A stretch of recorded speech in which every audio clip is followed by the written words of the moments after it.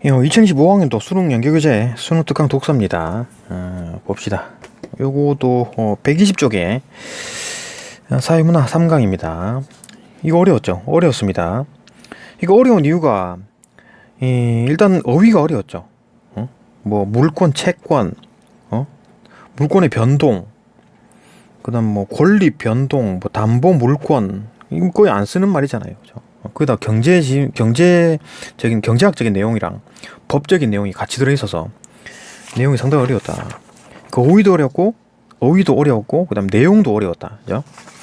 이해하기 어려운 부분이었고, 또 문제를 봐도 마찬가지입니다. 이건 그 단순 내용 일치, 이라도 이제 내용 자체가 어려우니까 어려웠고, 추론도 뭐 당연히 어려웠겠지. 그러니까 본문이 어려운데 추론까지 섞여 있으면 정말 어렵죠. 그다음 3번도 뭐 단순 내용 일치가 주로 나왔고, 뭐 물론 뭐 추론도 좀 있긴 했지만, 4번도 이거 이제 보기가 어떤 새로운 개념을 가지고 옵니다. 그러니까 유치권이라는 얘기를 또 가지고 와요. 이거 본문에 있지 않은 내용. 그러니까 내용이 이제 추가가 된 거지, 그죠? 여기 있는 내용과 다른 어떤 내용이 나옵니다. 유치권에 대한 얘기가 나와가지고, 이거 본문에 있는 내용과 이걸 또 같이 맞춰서 봐야 돼. 둘 다 이해를 해야지 이제 문제가 풀립니다. 이게 어려운 거지, 그죠? 이게 상당히 어려운 문제입니다. 그죠? 이거 또 여기 있는 문제 선지도 또 어려워요. 그러니까 선지가 왜 어렵냐면 두 개 내용이 필요해. 두 개 내용. 그러니까 단순 내용 일치라도 그 지문에 여기 있는 내용과 여기 있는 내용 두 개를 합해가지고 알아야지만 이제 문제가 풀리는 거. 뭐 그런 어떤 내용이었다. 그죠? 아무튼 어려웠습니다. 그죠? 그런 내용이다. 일단 알아볼 거고. 그럼 여기 이제 피담보 채권이라는 얘기가 나오죠. 피담보 채권. 이 부분도 상당히 어려운 개념인데, 뭐 쉽게 따지면은 뭐 그냥 빌린 돈, 그죠? 빌린 돈, 대출금이라 생각하면 됩니다. 피담보 채권을 그렇게 생각하면 되게 편하고, 실질적으로 그렇게 쓰고 대출금을 피담보 채권이라 합니다. 요거 이제 그림으로 다시 한번 이해를 해보겠습니다. 이 부분도. 이 부분을 좀 설명을 해야 돼요. 유치권에 대한 얘기도 좀 일단 설명을 한번 해볼 거고, 문제 풀 때 한번 해보겠습니다. 그 다음에 넘어가서 이제 문제 5위 한번 그냥 풀면 되고, 하나씩 봅시다. 일단 이것도 하나씩 보고, 내용 어떤 뭐 요약부터 하나 보고, 그 다음에 본문 보고, 문제 푸는 순서대로 갈 겁니다. 그러니까 뭐 필요한 부분 있으면 스킵해서 찾아보시면 됩니다. 이해되는 부분 굳이 다 볼 필요가 없어요. 시간이 좀 길어질 것 같습니다. 일단 오케이. 일단 요약부터 해봅시다. 잠깐만 쉬었다가. 요약 봅시다. 이거 뭐 디테일하게 다 설명하기는 좀 그렇고, 크게 이제 간단하게 봅시다. 간단하게. 일단 이거 글 전체는 뭐 담보 물권의 특징, 요걸 설명하고 싶었던 것 같아요. 그죠? 담보 물권에 대한 어떤 설명을 하고 싶었던 모양인 것 같은데, 그 담보 물권을 설명하려 그러면 물권이니까 물권과 채권에 대한 설명을 해야 될 거고, 그때 이제 어떻게 변동이 되는가, 그거에 대한 얘기를 해야 될 거니까, 담보 물권에 대한 특성을 설명하고 싶었다. 그렇게 하기 위해서 물권과 채권의 개념을 얘기하고, 물권 변동되는 상황, 채권이 변동되는 상황을 얘기했다. 그래 보면 됩니다. 이 글의 핵심은 담보 물권에 대한 특성이다.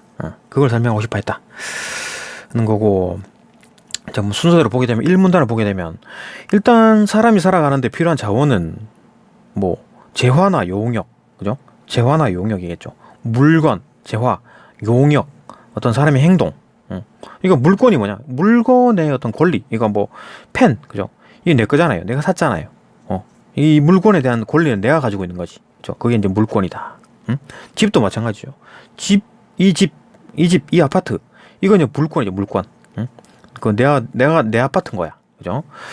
타인의 어떤 행위를 이제 그에 대한 어떤 그 권리.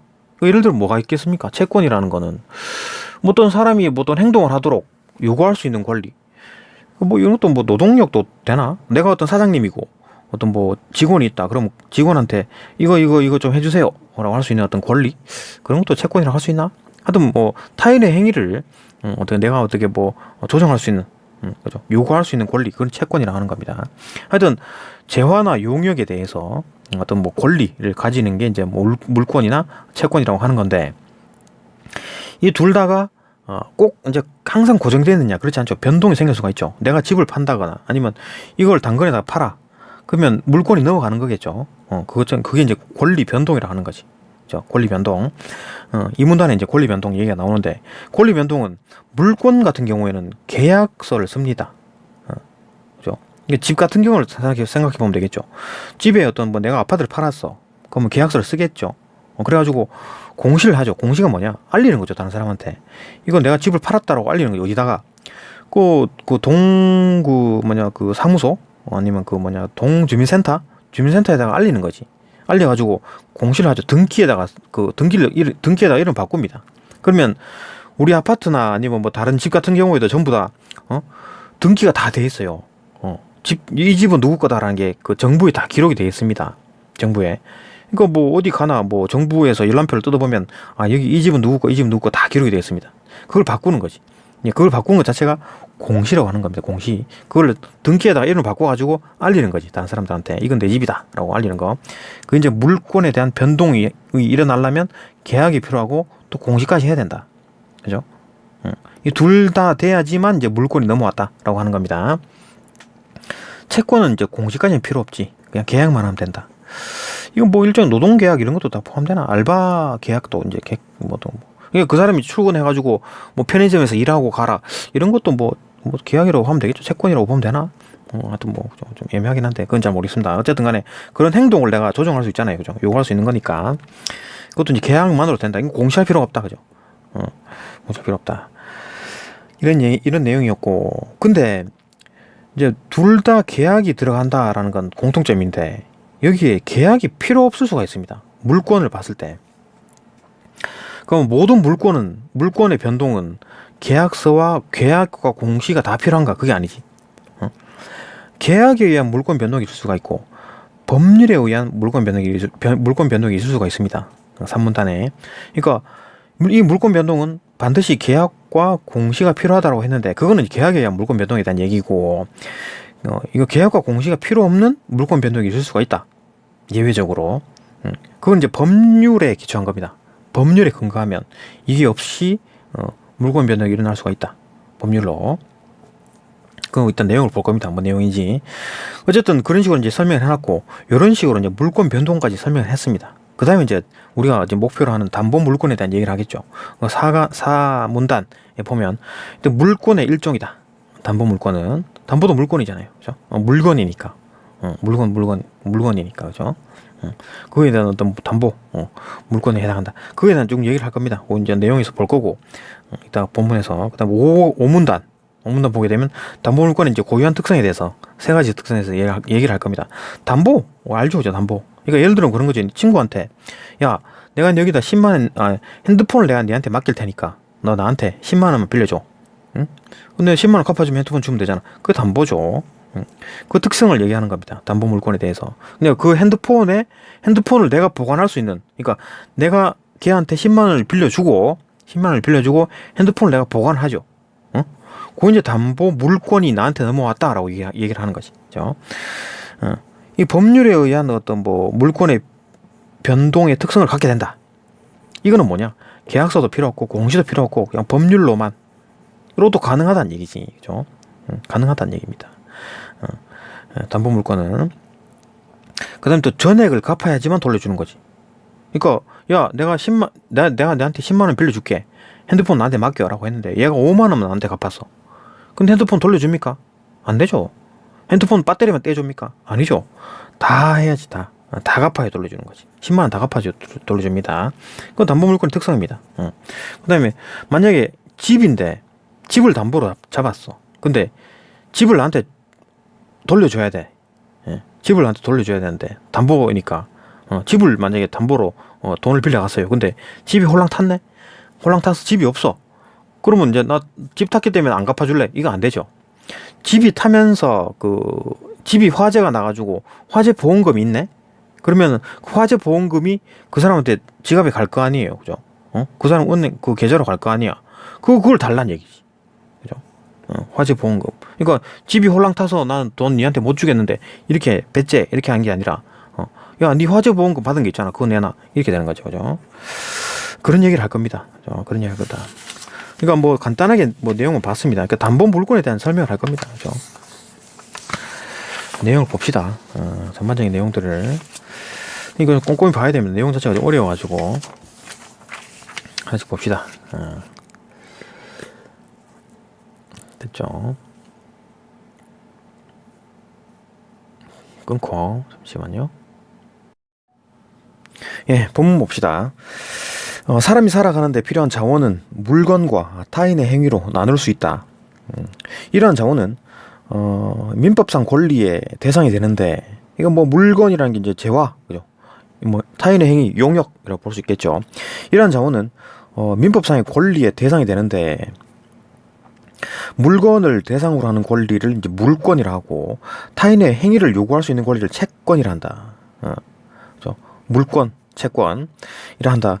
민법에서 권리의 발생, 소멸, 이전 등과 같은 권리 변동이 일어나려면 그 영향을 받는 당사자들의 합의인 계약이 필요한 것이 원칙이다. 그러니까 물권이든 채권이든, 이거 뭐 이 볼펜에 대한 그죠? 이 펜에 대한 어떤 나의 권리, 그러니까 내가 이제 가게에서 샀잖아요, 그죠? 그러면 나한테 물권이 온 거지. 근데 이걸 뭐 일단 뭐 아주 뭐 자잘한 거니까 계약서, 영수증이라고 할 수 있나? 아니면 이거 말고 그러면 큰 거 집을 봅시다. 집 같은 경우에 계약서가 필요하죠. 그죠? 그럼 타인의 행위라는 건 뭐 어떤 게 있습니까? 이거 뭐 노동력이라고 또 할 수 있나? 예를 들어 만약 노동력이다 그러면 내가 이 사람한테 일을 시킬 수 있는 권리가 되는 거잖아요, 그죠? 타인의 행위를 요구할 수 있는 권리, 그걸 채권이라 한다. 그럼 노동력은 좀 하긴 좀 그렇긴 한데 어쨌든 비슷하니까, 유사하니까, 그죠? 그럼 채권이라 한다. 어떤 행동을 요구할 수 있는 권리. 민법에서 이제 권리 이런 것들이 이제 발생이 되고 소멸이 되고 이전이 되는 것들은 변동이라 하는데, 그게 이제 계약이 필요하다. 계약서가 필요하다. 집을 뭐 팔고 사고 할 땐 계약서가 필요하다. 그죠? 예컨대 채권이 발생하려면 채권자와 채무자, 채권 권리를 가진 사람, 채무자 갚아야 되는 사람이죠. 의무가 있는 사람입니다. 사이에 계약이 필요하고, 물권인 소유권이 이전되려면 그 물권, 이 물권 이제 소유권이 이제 이전되려면 소유권자인 양도인과 내가 이제 뭐 가지고 있어. 이 펜을 지금 가지고 있는 거예요, 그죠? 당근에다 올렸어요, 그죠? 이거 가지고 있다. 양도인, 내가 양도인이죠. 그 다음에 소유권을 취득하고자 하는 양수인, 이 물건을 갖고 싶어하는 사람, 양수인 사이에 이제 계약이 필요하다. 그런데 채권의 변동이 계약만 있으면 발생하는 것과 달리, 채권은 이제 계약만 있으면 돼. 계약만 있으면 돼, 그죠? 되는데 물권의 변동이 일어나려면 계약뿐만 아니라 공시 방법도 갖춰야 된다. 공시 방법, 공시, 그러니까 알려줘야 된다는 얘기지. 알린다, 다른 사람한테. 이거 물건 내 거예요, 뭐 이렇게 알려야 된다는 얘기입니다. 공시 방법이란 어떤 물건에 대해 누가 어떤 권리를 가지고 있는지를 누구나 쉽게 알 수 있게 하는 방법을 뜻한다. 그러니까 누가 봐도, 제3자가 봐도, 길 가다가 지나가는 사람이 봐도 이 펜은 내 거구나. 그걸 이제 알리는 거지. 여기다 뭐 내 이름 써놓나? 그죠? 뭐 아무튼 그런 식이겠지. 만약에 집 같은 걸 예를 들어 봅시다. 거기다가 우리가 집을 사게 되면, 집 아파트를 사게 되면 그 아파트는 국가 기록기관에 뭐 예를 들면 뭐 이렇게 주민센터 이런 데다가 가면 신고를 하면, 그죠? 거기서 등기에 등록이 돼요. 그리고 이 집은 누구 거, 이 집은 누구 거, 이 집은 누구 거, 이 아파트 누구 거, 이 아파트 누구 거, 다 그게 다 기록이 되어 있습니다. 그건 누구나 알 수 있어요. 등기를 떼보면 알 수 있는 거지. 그죠? 그래 되어 있습니다. 그러니까 그게 이제 공시라 하는 거지. 누구나 쉽게 알 수 있는 것보다 내가 뭐 이 집이 누굴 걸까 아니면 저 집이 누구 걸까를 알 수 있어요. 지금 당장이라도 알 수 있습니다. 그죠? 그럼 뭐 어디 등기 띄는 데 가지고 띄봐야지. 그죠? 그럼 알 수 있어요. 누구 집인지. 그 집은 누구 이름으로 되어 있는지 명의를 다 알 수 있습니다. 그게 이제 공시라 한다. 공시. 누구나 쉽게 알 수 있는 방법을 뜻한다. 공시 방법은 물건의 종류에 따라 정해진다. 물건 종류에 따라 달라지겠지. 예컨대 토지나 뭐 물건, 건물 같은 물건인 부동산에 대한 물권은 국가가 관리하는 공적 기록인 등기로 공시된다. 그죠? 부동산은 뭐 땅이라든지 아파트 이런 것들은 국가 공인 기록 어떤 뭐 등기로 공시가 됩니다. 공시 방법의 역할은 공시 방법 이거 역할은 물권 변동의 당사자가 아닌 사람에게도, 그러니까 내가 사고 팔고 하는 그 두 사람 관계가 아니라 어떤 물건에 대해서 누가 어떤 내용의 물권을 가지고 있는지를 알려주는 것이다. 그러니까 당사자가 아닌 사람에게, 다른 사람이야. 내가 물건 사고 팔고 하는 사람들이 아니야. 집을 사고 팔고 하는 사람과 관계없는 사람, 뭐 길에 지나다니는 사람, 그 사람들한테도 알릴 수 있는 거죠. 그 사람이 알고 싶어 하면 알게 되는 겁니다. 알 수 있게 해준다라는 거죠. 채무자에게만 주장할 수 있는 권리인 채권. 채권 같은 경우에는 채무자, 그러니까 아까 말했듯이 채권은 행동을 요구하는 거잖아요. 채권. 응? 야, 어떤 행동을 해라고 이제 할 수 있는 권한, 그런 걸 가진 게 채무자. 그런 게 채권자고, 채무자는 그걸 해야지 의무를 가진 거잖아요. 의무, 그죠? 채무자에게만 주장할 수 있는 권리. 그러니까 이거는 뭐 제3자한테 주장할 수 없는 거죠. 야, 이거 너 해, 뭐 이런 행동을 해라고 제3자에게 할 수 없습니다. 지나가는 사람한테 그렇게 시킬 수 없는 거죠. 주장하는 권리인 채권, 채권과 달리 물권은 모든 사람에게 주장할 수 있는 권리. 이거 내 거잖아. 내 아파트야, 내 집이야, 다른 사람 들어오지 마, 이렇게 할 수 있는 권리입니다. 그죠? 그러니까 채권과 물권의 차이가, 채권은 계약만 있으면 성립이 되는데, 물권은 계약 플러스 공시 방법이 있어야 된다. 그 얘기죠. 그죠? 물권은 계약 플러스 공시, 그다음에 채권은 계약만 있으면 된다. 하여튼 둘 다 계약이 필요하네. 권리 변동이 있으려면. 그죠? 그 얘기였고, 다음 문단. 민법상의 권리 변동은 계약 없이 이루어질 수도 있는데, 그러니까 지금 이제 계약이 다 필요하다라고 봤는데, 둘 다 계약이 이제 계약 공시, 그다음 계약, 어쨌든 물권이나 채권이나 둘 다 이제 계약이 필요한 게 아닌가라고 봤는데, 꼭 그렇지만 않다는 얘기죠. 계약 없이 이루어질 수도 있답니다. 권리 변동이 법률에 규정된 요건이 충족되면 당사자들의 의사, 그러니까 뭐 나는 나 싫어요, 난 좋아요, 그런 거랑 무관하게 권리 변동이 일어난답니다. 법률에 요건이 되면, 이건 이제 법률에 의한 물권 변동인 거죠. 그러니까 그러면 이제 종류가 또 다시 나눠지는 거지. 물권 변동이든 어떤 채권 변동이든 간에 일단 물권 변동만 보게 되면 물권 변동에도 두 가지 종류가 나뉘어진다. 일단 계약이 필요한 게 있고 계약이 필요 없는 게 있다. 계약에 의한 물권 변동은 계약 플러스 공시. 그렇죠? 법률에 의한 물권 변동은 계약과 공시 둘 다 필요 없어요. 법률만 있으면 돼. 법률에 의한 물권 변동은, 그죠? 계약에 의한 물권 변동은 계약 공시 다 있어야 되는 거. 그 일반적인 물권 상황이고, 요거는 이제 법률에 의해서 딱 조정될 때, 이때는 계약과 공시가 필요 없다. 법률만 있으면 된다. 그겁니다. 법률만 있으면 된다. 이거는 뭐 당사자 의지, 뭐 의사, 뭐 아무 상관없습니다. 법률에 따라 움직이는 거기 때문에. 그죠? 또한 법률에 의한 물권 변동은 계약에 의한 물권 변동과는 달리 공시 방법을 갖추지 않아도 일어난다. 그러니까 공시 방법 갖추지 않아도 일어난다. 공시와 계약 자체가 필요 없다는 얘기지. 법률만 있으면 된다. 법률에 의한 물권 변동은. 예컨대 빚을 갚지 못한 채무자한테 야, 네가 돈 갚는 행동을 해라고 이제 행동을 요구할 수 있는 권리죠. 채무자. 그죠? 빚을 갚지 못한 채무자의 재산을 법원에서 경매해 버리는 거지. 그러니까 얘가 빚을 안 갚아, 채무자가. 근데 재산, 아파트는 있어. 근데 돈을 계속 안 갚네. 이거 법원에서 야, 안 되겠네, 얘 경매 때려버려, 그 집, 이렇게 하는 거죠.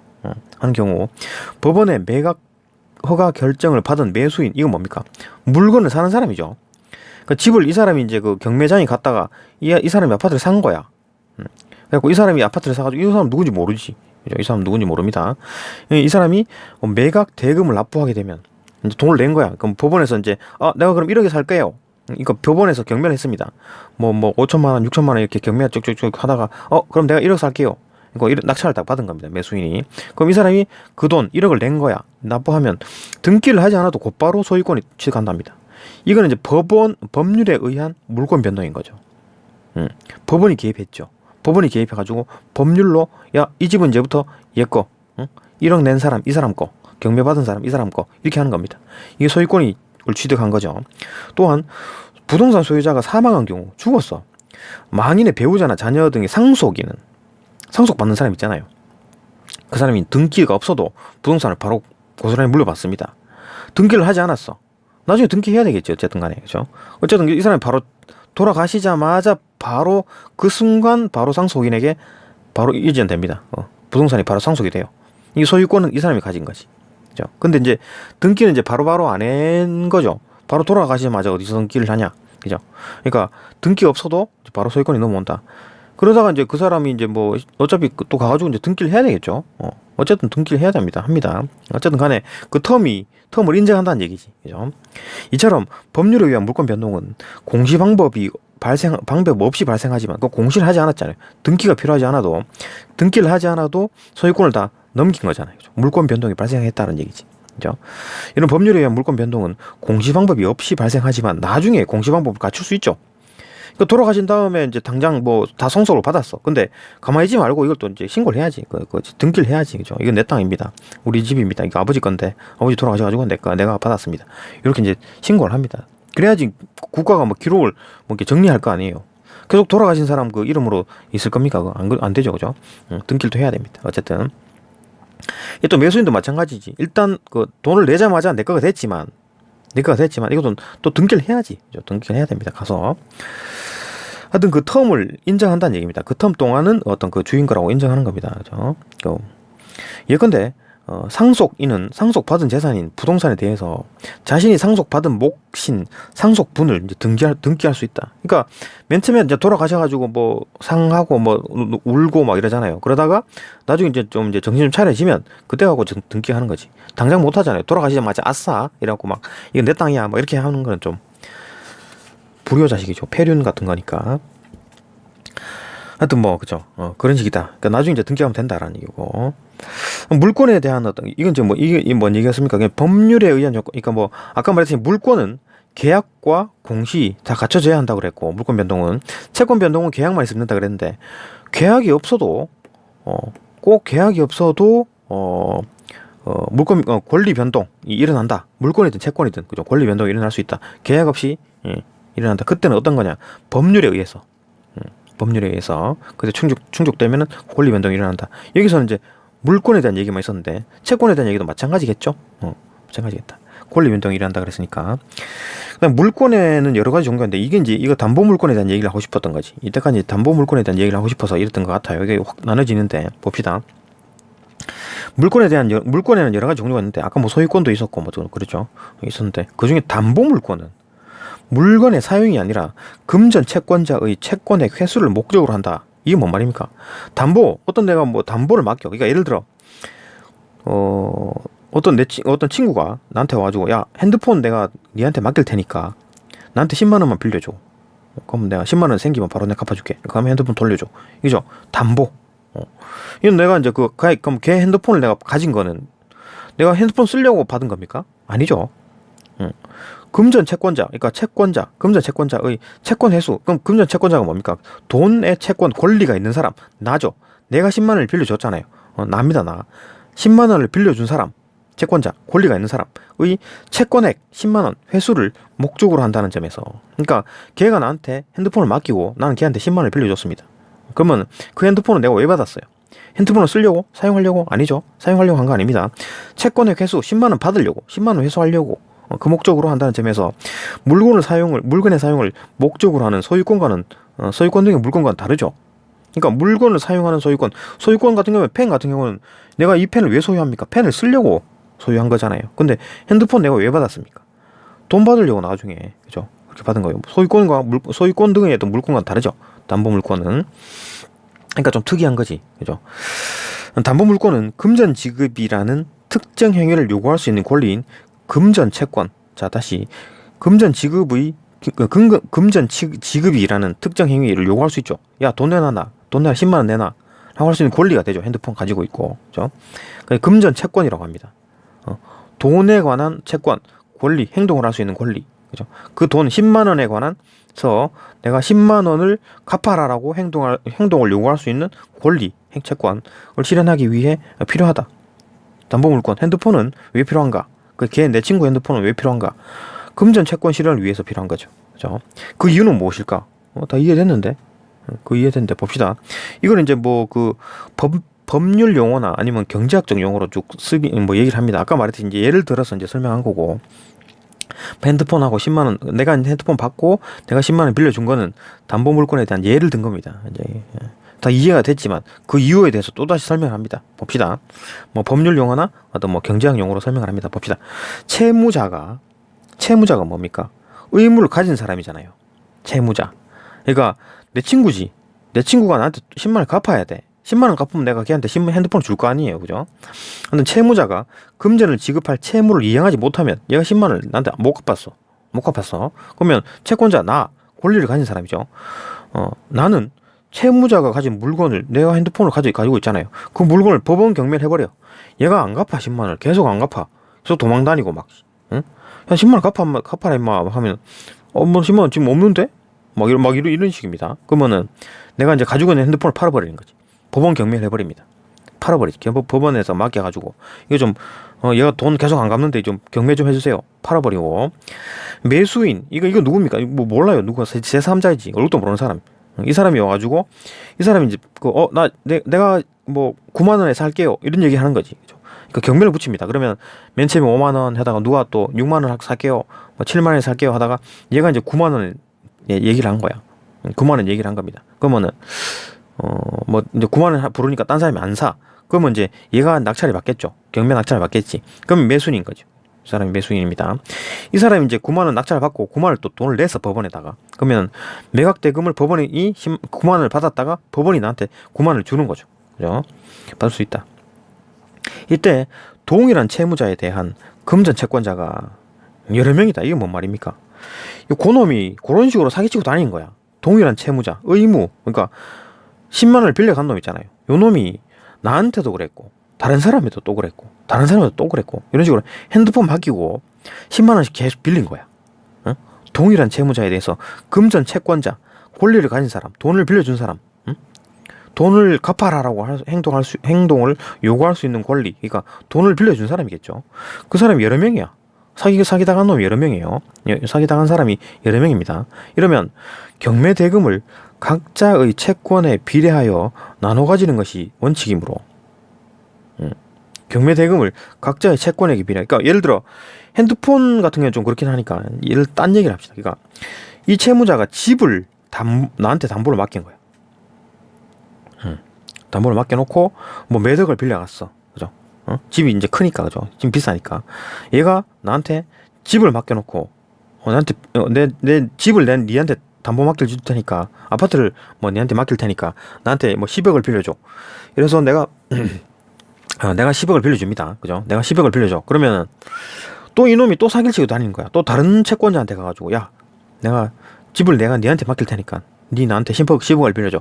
이런 식으로 사기 쳐가지고 돈을 엄청나게 챙기고 도망갔어요. 없어. 어딘지 몰라. 도주를 했다. 그러면은 경매대금 이제 그 집을 일단 뭐 그 집에 여러 명이 지금 걸려 있잖아요. 그죠?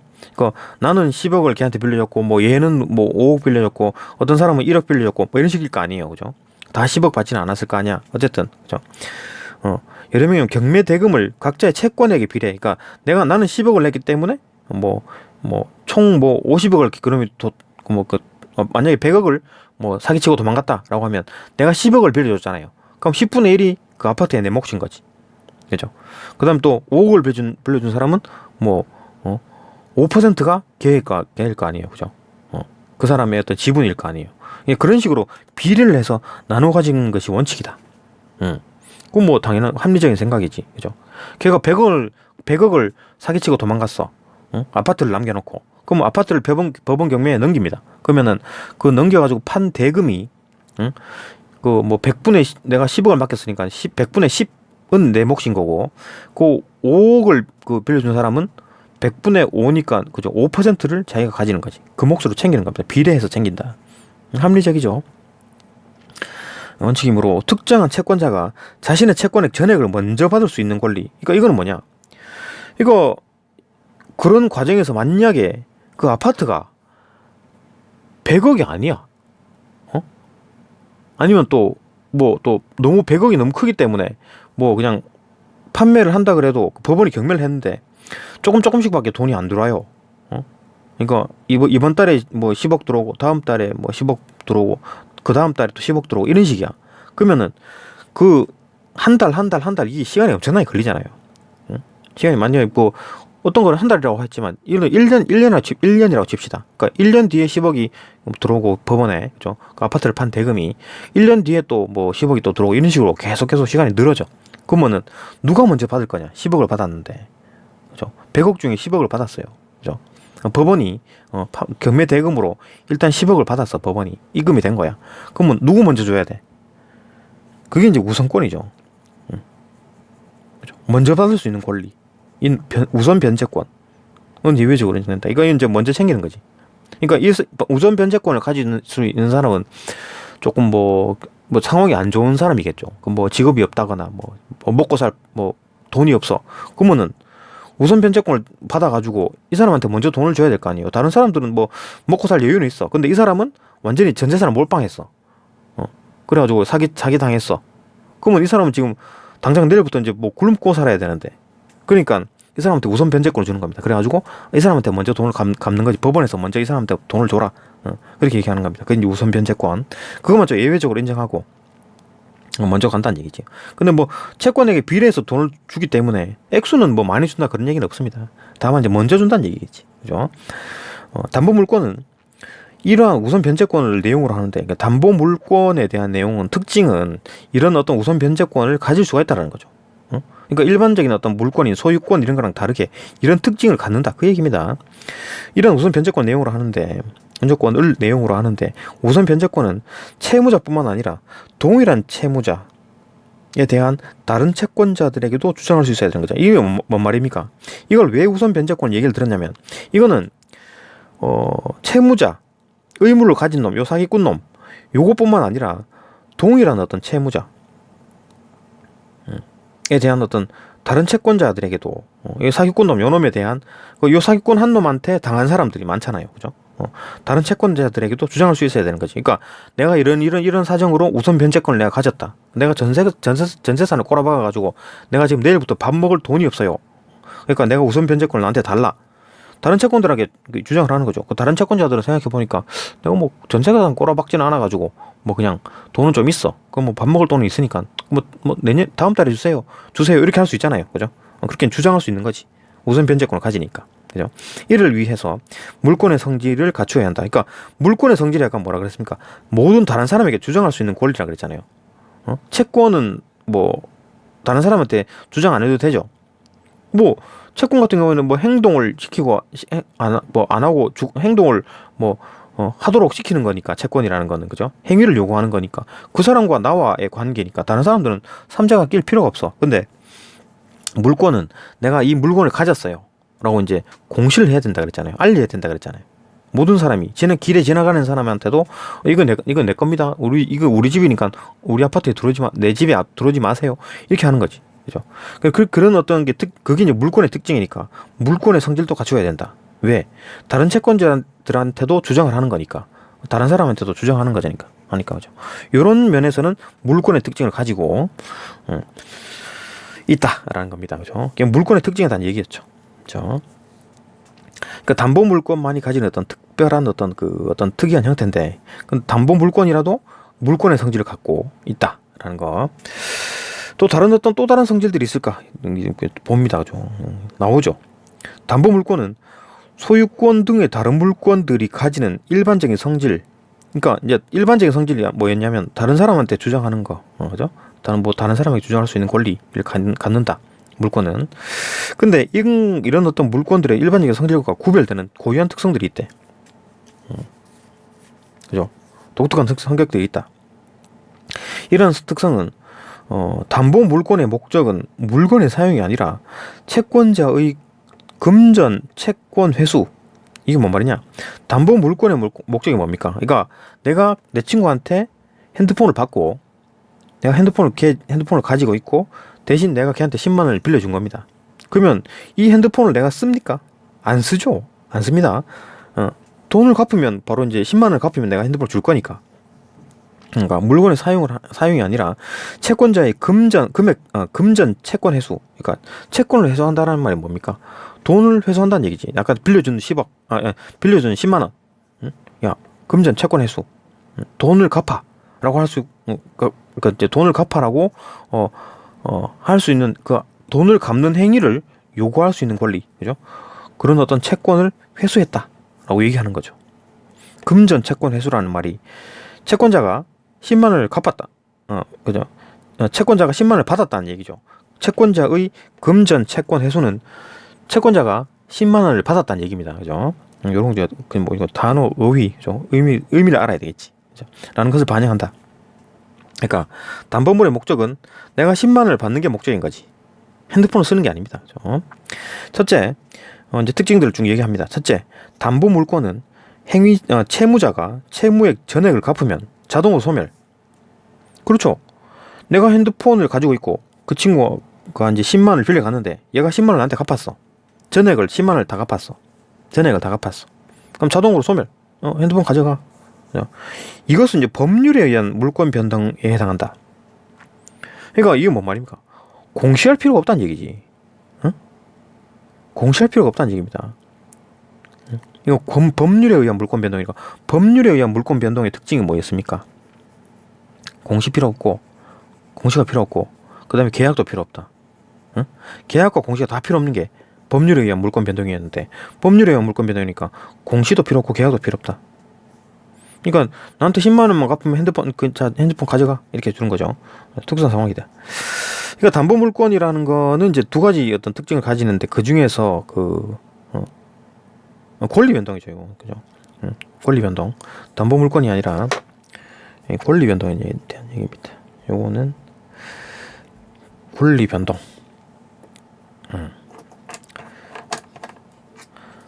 어떤 권리 변동은 법률에 의한 물권 변동도 있고 어떤 계약에 의한 물권 변동도 있다. 하긴 그렇네. 하여튼 법률에 의한 물권 변동이다. 그죠? 그거에 대한 얘기였습니다. 요런 특징은 그러니까 담보 물권은 요런 어떤 법률에 의한 물권 변동의 특징도 가진다라는 겁니다. 그죠? 그럼 담보 물권은 그러면 이제 100%다 법률에 의한 물권 변동인가? 그건 아니죠. 그건 아닙니다. 그러니까 담보 물권은 법률에 의한 물권 변동을 가질 수 있다라는 거죠. 이 말을 잘 봐야 돼요. 이거 문제 뒤에 나옵니다. 다시 담보 물권은 채무자가 채무액 전액을 갚으면 자동으로 소멸한다. 요런 상황, 요런 특수한 상황은 법률에 의한 물권 변동에 해당하는 겁니다. 그러니까 공시가 필요 없고 계약도 필요 없다. 요 상황일 때, 그죠? 그러니까 담보 물권은 여러 가지 특징이 있는데 그 중에 이런 상황이 처하면은 법률에 의한 물권 변동의 특성을 갖는다. 그 얘기입니다. 그러니까 담보 물권은 무조건 법률에 의한 물권 변동이다. 그렇기 때문에 담보 물권은 계약도 필요 없고 그다음에 공시도 필요 없다. 그 얘기가 아니죠. 이런 상황에 처했을 때 하는 얘기입니다. 그죠? 한정된다라는 거. 특수한 상황이다. 그 뒤에 문제가 나올 겁니다. 또 넘겨서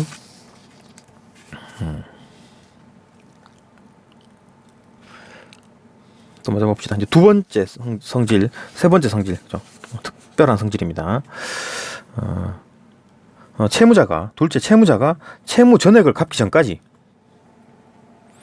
얘가 지금 전액을 갚으면 준다 그랬잖아요. 전액을 갚으면 자동으로 소멸. 10만 원을 다 갚았어. 그러면 이제 핸드폰 돌려주는 건데 얘가 9만 원만 5만 원만 갚았네.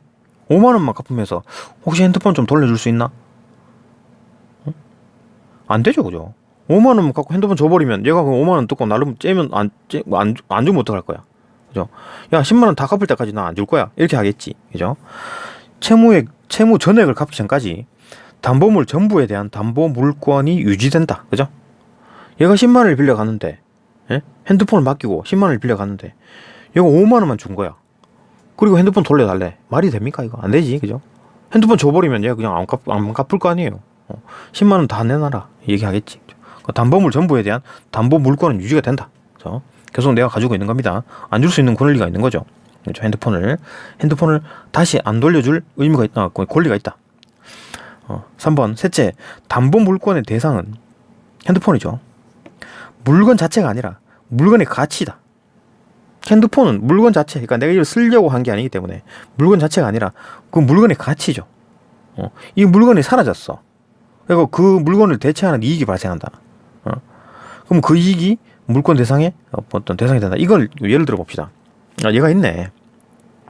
그러니까 만약 아까 핸드폰을 예를 들었는데 핸드폰을 말고 그냥 만약 다른 건 이제 주택이라고 합시다. 주택.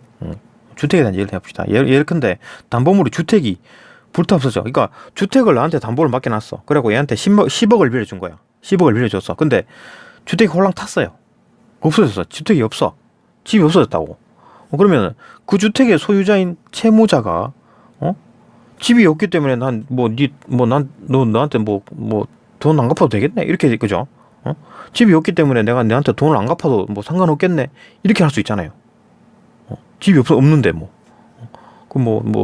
꼭 굳이 나한테 10억을 갚아줘가지고 집을 찾아가야 됩니까? 집을 자기 거라고 하려고 할 필요가 없는 거죠. 왜냐면 집이 없어졌잖아요. 그죠? 불타 없어져가지고. 그러면 걔가 10억을 안 갚아도 되겠지. 근데 그렇게 하면 안 되지. 예. 그걸 방지하기 위해서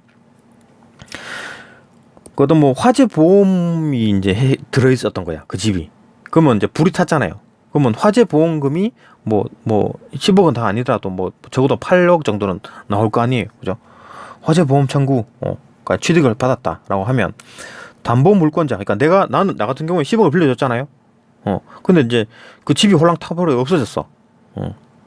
집을 담보로 받았는데 그 집이 홀랑 타고 없어졌는데 대신에 그 화재 보험금이 그 집주인한테 입금이 된 거야. 9억이. 예. 그럼 그 9억이 이제 내 담보가 되는 거죠. 그죠? 그 담보 물권자, 나죠, 나. 돈 빌려준 사람. 돈 빌려준 사람은 원래의 담보물 대신 불타고 없어져 버렸으니까 대신에 화재 보험금, 그 9억 거기에 대해서 담보 물권을 행사할 수 있는 거죠. 야, 그거 9억 보험금 그거 내가 이제 다 그 돈 자체가 담보다. 라고 얘기하는 거죠. 근데 이렇게 하지 않으면 그냥 불 홀랑타가 없어지고 그 9억은 그 사람 통장에 입금되고 또 내가 그 빌려준 10억 가지고 19억 가지고 도망가 버리면 끝인 거죠. 나는 10억 손해인 거지. 그죠? 그런 거니까 하여튼 그런 상황이다라는 거.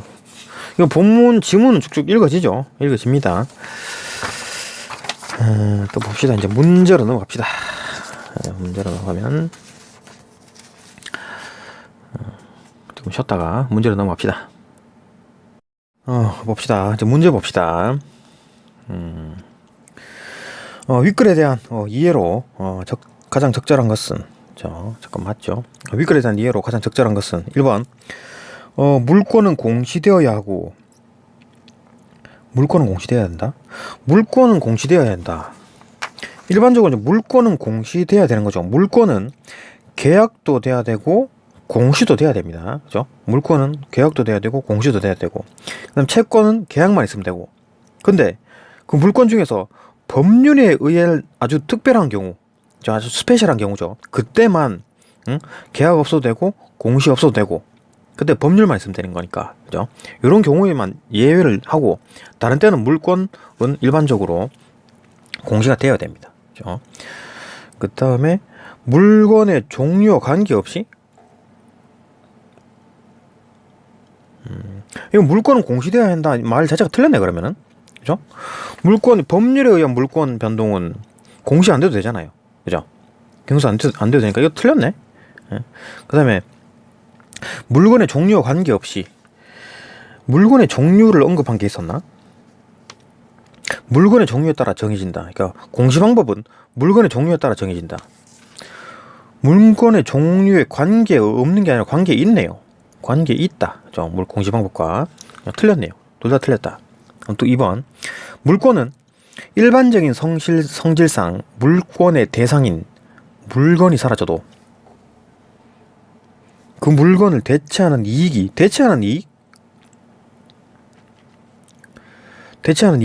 물권의 대상이 된다. 물권의 일반적인 특성, 그러니까 물권의 일반적인 성질상 물권의 대상인 물건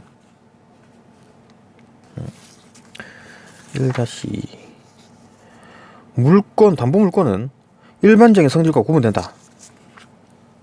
일반적인 성질상의 물권의 대상인 물건이 사라져도 그 물건을 대체하는 이익이 물권의 대상이 된다. 이거는 담보 물권에 대한 얘기잖아요. 이거는 일반적인 물권을 다 포함하는 게 아니라 물권 안에 아주 일부분, 아주 작은 단위, 그죠? 여기에 포함되는 담보 물권에 대한 얘기잖아요. 요거는 그죠?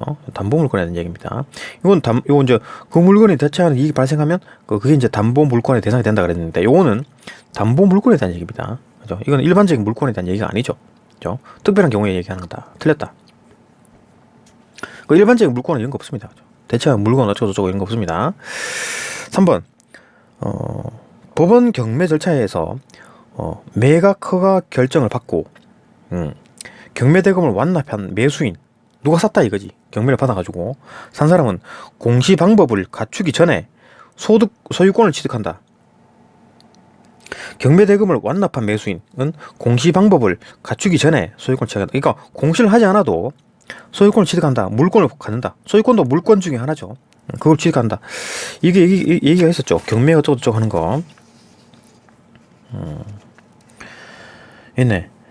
이게 이제 공시를 하지 않는 경우죠. 공시를 하지 않는 경우 이 두 가지가 떴죠. 일단 뭐 법원에서 경매를 해가지고 매수인이 그 경매 대금을 다 갚아서 돈을 냈어. 그러면 이제 등기를 하지 않아도 소유권을 취득한다. 그죠? 그 다음에 상속받았을 때 바로 등기를 하지 않아도 바로 이제 자기가 되는 거다. 그죠? 이게 맞지? 공시 방법을 갖추기 전에도 소유권을 취득한다. 이거 맞습니다. 3번 답. 단순 내용 일치네요. 전부 다. 4번. 권리의 발생이 계약을 근거로 일어나는 것과 달리 권리의 발생이 계약을 근거로 일어난다? 권리의 발생과 계약. 권리의 발생은 계약이 필요하다. 그게 이제 일반적인 원칙인데 예외가 있을 수가 있죠. 예외가 있을 수 있다. 어쨌든 간에 그걸 원칙으로 한다. 계약을 근거로 일어날 것과 달리 권리의 소멸은 법률을 근거로 일어난다. 뭐야? 아니지. 발생과 소멸과 이전 이런 모든 것들 그죠? 소멸, 응? 소멸, 발생 같이 움직이는 거죠. 이것들은 일반적으로 계약이 필요한데 계약이 필요 없는 경우도 있다. 예외적으로 그거잖아요. 그 얘기였으니까. 뭐 계약, 뭐 발생과 소멸이 다르다 이런 거 없습니다. 소멸과 발생은 같이 움직입니다. 그죠? 법률을 근거로 일어나는 것은 뭐 민법상의 권리에 대해서 공통적으로 지금 틀렸죠. 그죠? 그러니까 소멸도 발생도 계약이 없을 수도 있고 있을 수도 있다. 뭐 그겁니다. 달리 뭐 발생은 이렇게 하고 뭐 소멸은 이렇게 하고 이런 거 없습니다. 틀렸죠. 3번, 5번. 부동산을 상속받은 상속인이 상속과 동시에 그 부동산에 대해서 자신이 상속 몫을 등기하지 않으면, 그러니까 상속을 받았어. 근데 그 즉시 딱 이렇게 등기하지 않으면 그 후에는 자신의 상속분을 등기로 공시할 수 없다. 그때 딱 등기하지 않으면 다시는 등기할 수 없어. 이런 조항이 있었나요? 없죠. 이거는 공시하지 않아도 상속인이 돌아가셨어. 망인이 누가 딱 사망하셨어. 하자마자 그 상속 하는 사람, 그 아버지에 대한 어떤 그 재산, 부동산은 나한테 오는 겁니다. 자동적으로. 그렇죠? 법률로 오는 거죠. 내가 등기를 하지 않았어. 등기를 왜 하지 못합니까? 돌아가셔가지고 막 슬프고 막 상당해가지고 울고 막 이러는데 뭐 등기를 어느 세월에 어느 때 한다는 얘기야. 그죠? 그러니까 등기를 하지 않아도 소유권은 내 거 넘어오고 이제 그 나중에 이제 정신 차렸을 때 이제 좀 제정신이 돌아오고 좀 이제 냉정을 찾았을 때 그때 가서 이제 등기를 한다는 얘기지. 틀렸습니다. 그죠? 답 3번 내용 일치였고 전부 다. 2번 기억의 어떤 이유로 가장 적절한 것은 기억의 이유. 기억이 뭐지요? 기억의 이유가 물권 변동이 일어나려면 계약뿐 아니라 공시 방법도 갖춰야 한다. 그 일반적으로 이런 거죠. 그러니까 물권 변동이 일어나려면 계약도 필요하고 공시도 갖춰야 되는데 일반적으로. 근데 예외가 있었죠. 예외. 법률에 의한 물권 변동은 둘 다 필요 없다. 법률만 있으면 된다. 뭐 그 얘기였었으니까 예외에 대한 얘기였고, 일반적인 경우는 계약도 필요하고 공시도 있어야 된다. 왜 이런가? 그 이유. 공시에 대한 얘기죠. 그러니까 계약만 있으면 되는 게 아니라 공시가 있어야 된다. 공시를 왜 하나? 그 얘기겠죠. 그 이유. 공시는 이제 다른 사람에게 또 알려야 되니까. 물권은 이 집은 내 건데요? 라고 이제 이건 내 집이니까 아무나 들어오지 마세요? 이렇게 하는 게 공시죠. 그죠? 등기니까. 그 답만 봅시다. 일단 물권은 계약 당사자가 아닌 다른 사람에게도, 그죠? 계약 당사자가 아닌, 그러니까 뭐 내가 팔고 그건 누가 사고, 그러면 이제 계약 당사자죠. 둘이. 그 사람이 아닌 사람에게도 주장할 수 있는 권리죠. 그러니까 다른 사람이 내 아파트에 못 들어오게 해야지. 아니면 내 물건을 막 함부로 못 쓰게 해야지. 그죠? 물건은 다른 사람에게 주장할 수 있는 권리이기 때문이죠. 왜 공시를 해야 되느냐? 공시를 해가지고 알려야 된다는 얘기잖아. 그죠? 다른 사람이 알게 만드는 거죠. 답은 딱 보이는 건데 주관식으로 풀리죠. 아닌 경우를 봅시다. 이제 추론이네요. 1번 뭐 물권 변동의 당사자들이 서로에게 영향을 미친다? 물권 변동의 당사자들이 서로에게 영향을 당연히 미치죠. 당사자들은 뭡니까? 내가 집주인이고 내 집을 사는 사람, 그 둘 다 서로 영향을 주고받지. 상호작용을 하는 거죠. 맞는 말인데 그 이유가 안 되는 거지. 응? 이 좀 계약에다가 공시까지 하는 이유가 뭐냐라고 했는데 서로 영향을 미치기 때문인데요. 말도 안 되죠. 연결이 안 되잖아요. 어? 이유를 말하라 그랬는데 딴 얘기 짓거리고 있는 거죠. 1번 틀렸다. 2번이 답이죠. 그러니까 공시를 하는 이유는 공시를 해서 다른 사람들이 알 수 있게 해가지고 내 아파트에 함부로 못 들어오게, 아니면 내 물건을 함부로 못 사용하게 하는 거죠. 답 2번이었고 3번 법률로 규정된 공시 방법을 갖춰지면, 법률로 규정된 공시 방법이 갖춰졌어. 뭐 이게 뭔 말이야? 법률로 그러니까 아니 공시 방법이 법률로 규정돼 있죠. 일반적으로 지금 뭐라 그랬습니까? 등기라 그래. 일반적인 예를 들어서 등기를 예를 들었잖아요, 그죠? 예를 들었잖아요. 등기. 이 등기는 뭡니까? 법률로 만든 거예요.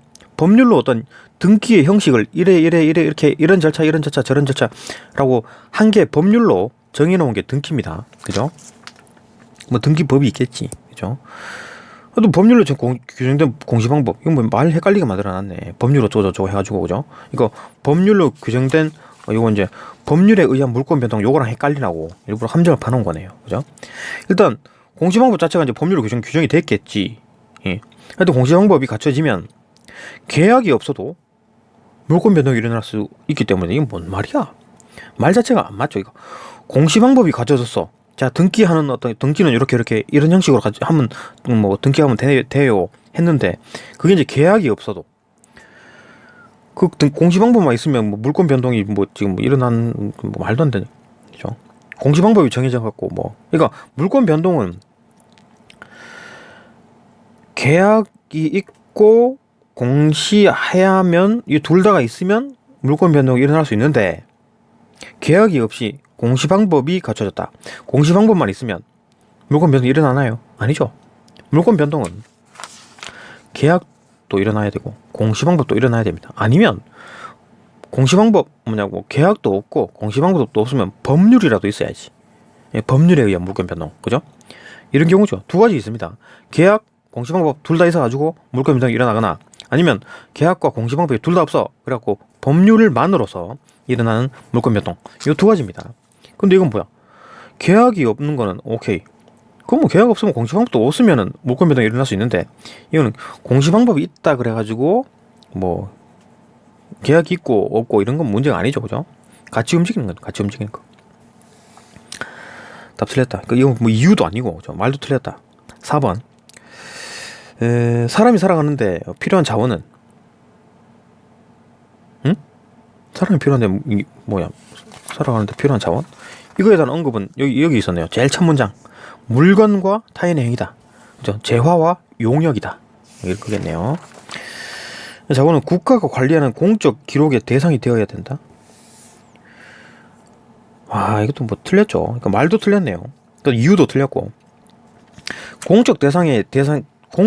국가가 관리하는 공적 대상이 되려면 뭐가 돼야 된다 그랬습니까? 아까 부동산 같은 경우에 아주 예외적인 경우, 토지나 부동산, 건물 같은 경우에, 부동산 같은 경우에는 등기로 공시가 되는 건데, 물건에 대해서는 공시가 안 일어납니다. 채권, 다른 사람의 행위, 이거에 대해서는 공시 필요 없다 그랬잖아요. 채권의 변동은 계약만 있으면 되고, 물건의 변동은 계약과 공시 둘 다 있어야 되고, 그렇죠? 그 채권은 계약만 있으면 되니까. 사람이 살아가는데 필요한 자원, 이 두 가지가 있는데, 이 행위, 요 놈은 채권이니까, 요거는 물권이고, 그죠? 요거에 해당하는 권리는 뭐 채권이니까, 채권은 계약만 있으면 되죠. 채권 변동은. 얘는 공시가 필요 없다. 공시 필요 없습니다. 틀렸죠? 5번. 물건의 사용을 목적으로 하는 물권은, 물건의 사용을 목적으로 하는 물건이 뭡니까? 소유권이겠죠. 그러니까 이 펜을 소유를 한 거야. 왜 소유한 겁니까? 이 펜 쓰려고 소유하는 거죠, 그죠? 그게 소유권이죠. 그 소유권은 금전 채권자의 채권액을 회수하기 위한 물건, 금전 채권자의 채권액을 회수한다. 이게 뭔 말입니까? 아까 말했듯이 금전 채권자, 그러니까 돈을 갚으라라고 요구할 수 있는 권리를 가진 자. 뭡니까? 돈을 빌려준 사람이지. 예를 들어 아까 말했듯이 핸드폰을 내 친구가 나한테 핸드폰을 자기 핸드폰을 맡기면서 나한테 10만 원만 빌려달래. 급하게. 오케이, 그러면 내가 10만 원 빌려줄게. 빌려줬어요. 그러면 내가 걔한테 얘기를 하는 거지. 야, 며칠 날 갚기로 됐는데 왜 안 갚냐? 행동을 요구할 수 있죠. 10만 원 갚아라. 그러면 내가 핸드폰 돌려줄게. 그죠? 채권액의 회수. 채권액이 뭡니까? 내가 빌려준 10만 원이겠지. 그죠? 이 회수를 위한 물건. 이게 뭡니까? 담보 물건이죠. 담보 물건. 담보에 대한 물권. 그러니까 이 소유권은 담보 물권보다 가치가 크다? 가치 크다 작다? 소유권, 일반적인 물권, 그 다음에 뭐 담보 물권 이거 중에 가치가 높다 낮다라는 얘기한 게 있습니까? 언급이 안 돼 있죠. 언급 없습니다. 틀렸다. 이렇게 풀면 됩니다. 그러니까 언급이 없으니까 이제 추론으로 풀어야 되는 거지. 그죠? 그 정도는 풀이가 되죠. 그죠? 3번 봅시다. 3번. 담보물권에 대한 설명으로 적절하지 않은 것은? 담보물권. 담보물권의 목적은 소유권의 목적과 다르다. 목적에 대한 얘기가 나오네요. 소유권은 아까 말했듯이 사용을 하려고 소유하는 거고, 담보물권은 그 돈을 받으려고, 돈을 회수하려고 하는 목적이 있다 그랬죠. 담보물권은 물건의 사용이 아니라 금전 채권자의 채권의 회수. 금전 채권자, 그러니까 내가 돈 빌려준 사람, 금전을 빌려준 사람, 돈을 갚아라, 금전을 갚아라라고 요구할 수 있는 사람, 그죠? 그 뭐 돈을 갚는 행위를, 타인의 행위를 요구할 수 있는 권리를 가진 사람, 이 이제 채권액, 내가 빌려준 10만 원, 그걸 회수하는 목적으로 한다는 점에서 물건의 사용을 목적으로 하는 소유권의 물권과는 다르다. 다르다. 목적, 사용을 목적. 이거는 채권 회수액을 목적. 그죠? 내용 일치죠.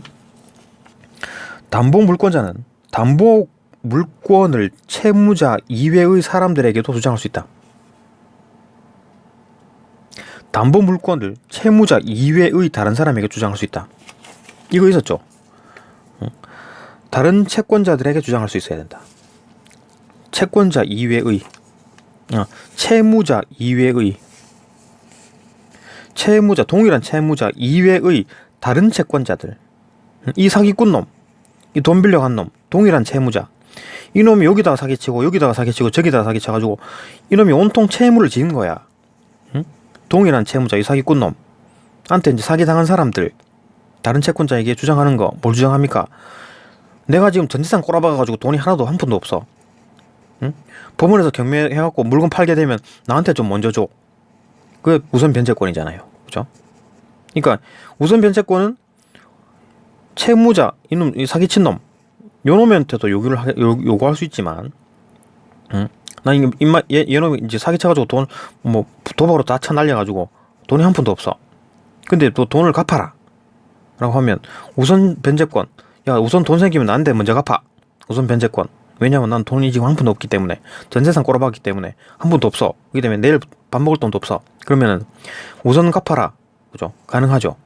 그러니까 다른 채권자들, 다르게 사기당한 사람들한테 나는 지금 한 푼도 없기 때문에 나한테 우선 변제권 주면 안 돼요? 주장할 수 있어야 된다. 이게 이제 일반적인 물권이 갖는 성질이죠. 일반적인 물권이 갖는 성질이 뭐냐?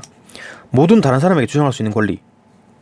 이런 특징을 가진다. 물권은 다른 사람한테 주장할 수 있는 권리. 이거 다른 사람한테, 그죠? 채무자 이외의 다른 사람에게 주장할 수 있다. 맞죠? 2번.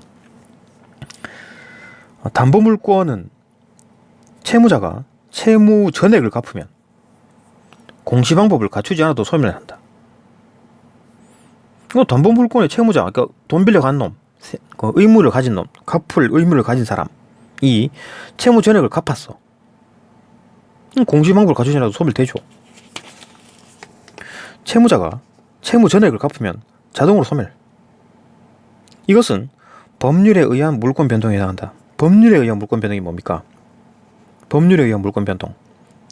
이거는 계약도 필요 없고 공시도 필요 없고 법률만 있으면 되는 거죠. 일반적인 물권 변동은 그 다음에 이건 법률에 의한 물권 변동. 일반적인 물권 변동은 계약도 필요하고 공시도 있어야 되는데, 법률에 의한 물권 변동은 계약도 필요 없고 공시도 필요 없고 오직 법률만 있으면 돼. 그죠?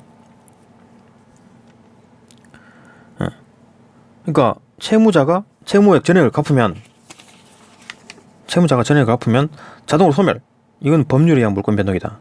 계약도 필요 없고 공시도 필요 없다. 그죠? 맞고 공시 방법 없어도 된다. 계약도 필요 없다. 그죠? 담보 물권자는 물건을 배타적으로 사용함으로써, 담보 물권자가 물건을 사용한다고? 물건을 사용하지 않죠. 3-4 담보 물권의 목적은 물건의 사용이 아니죠. 그러니까 내 친구한테 내가 핸드폰을 받고 10만 원을 빌려줬어. 그럼 그 핸드폰을 내가 씁니까? 전화하고 막 그래요? 안 쓰죠. 물건의 사용이 목적이 아니지. 물건을 배타로 사용하지 않습니다. 틀렸고 벌써 틀렸죠. 자신의 우선 변제권을 행사할 수 있다. 이건 뭔 말이야? 사용해가지고 우선 변제권을 얻는다고? 우선 변제권 어떻게 얻습니까? 여기 뭐 어떻게 얻는다는 내용은 없는데, 뭐 어떻게 우선 변제권은 뭐 어떻게 얻는다는 내용은 없고, 우선 변제권에는 특징이 있잖아요. 그죠? 아까 말했듯이 제가 예를 든 게 뭐였냐면, 돈을 전 재산을 꼬라박아가지고 한 푼도 없어. 그러면 우선 나한테 뭐 좀 돈이 있어야, 내일 뭐 밥 먹을 돈이 있어야 될 거 아니에요. 그죠? 그러니까 우선 변제권을 달라. 그렇게 요구할 수 있는 거지. 그렇게 얻을 수 있는 게 이제 우선 변제권이니까. 그죠? 우선 변제권 행사하는 거랑 이것도 전혀 뭐 인과관계가 없고, 그 다음에 또 물건을 사용하지도 않습니다. 담보 물권자는. 틀렸다. 5번 채무자가 금전 채무의 일부를 갚더라도, 일부를 갚았어. 담보 물권은 담보물 전부에 대해 그대로 유지된다. 이게 뭔 말입니까? 그러니까 채무자가 금전 채무의 일부를 갚았어. 예를 들어 내가 핸드폰을 받고 걔한테 10만 원을 빌려줬는데 얘가 5만 원만 갚은 다음에 핸드폰 좀 돌려달라. 안 되죠. 그죠? 안 줍니다. 왜 줍니까? 주면 5만 원 안 갚을 거 아니에요. 그죠? 그러니까 안 되지. 그러니까 담보 물권은 담보물 전부에 대해서 그대로 유지하는 겁니다. 핸드폰 절반 내놔라. 안 되죠. 그죠? 안 됩니다. 돈 전액을 갚기 전에는까지 담보 물권 유지가 됩니다. 이건 뭐 내용이 있었죠. 채무자가 채무액 전액을 갚기 전까지 담보물 전부에 대해서, 핸드폰 전체에 대해서 담보 물권을 유지가 됩니다. 그죠? 10만 원을 빌려갔으면 99,900원까지 갚는다 하더라도 100원이 지금 안 갚았잖아요. 그러니까 핸드폰 못 돌려주는 거지. 그죠? 담보물 전체에 대해서 그대로 유지가 된다. 그 얘기입니다. 답 맞고 답은 4번입니다. 4번 봅시다. 요거 조금 어렵죠. 요 유치권이라 해갖고 새로운 어떤 개념의 어떤 그 내용을 들고 와가지고 또 길게 써놨는데, 요 부분에 대해서 이제 그 피담보 채권 요 얘기가 나오니까 요것도 한번 설명할 겁니다. 그죠? 피담보 채권에 대해서 봅시다. 조금만 쉬었다 갈까요? 잠시만요. 예, 문제 4번 봅시다. 문제 4번. 좀 어렵습니다. 봅시다. 위글을 바탕으로 보기를 이해한 내용으로 적절하지 않은 것은, 적절하지 않은 것. 유치권에 대한 얘기가 나오는데, 유치권은 이거 뭐 앞에 그 본문에 내용이 없었어요. 본문에 내용이 없었습니다. 그러니까 이제 새로운 개념이죠.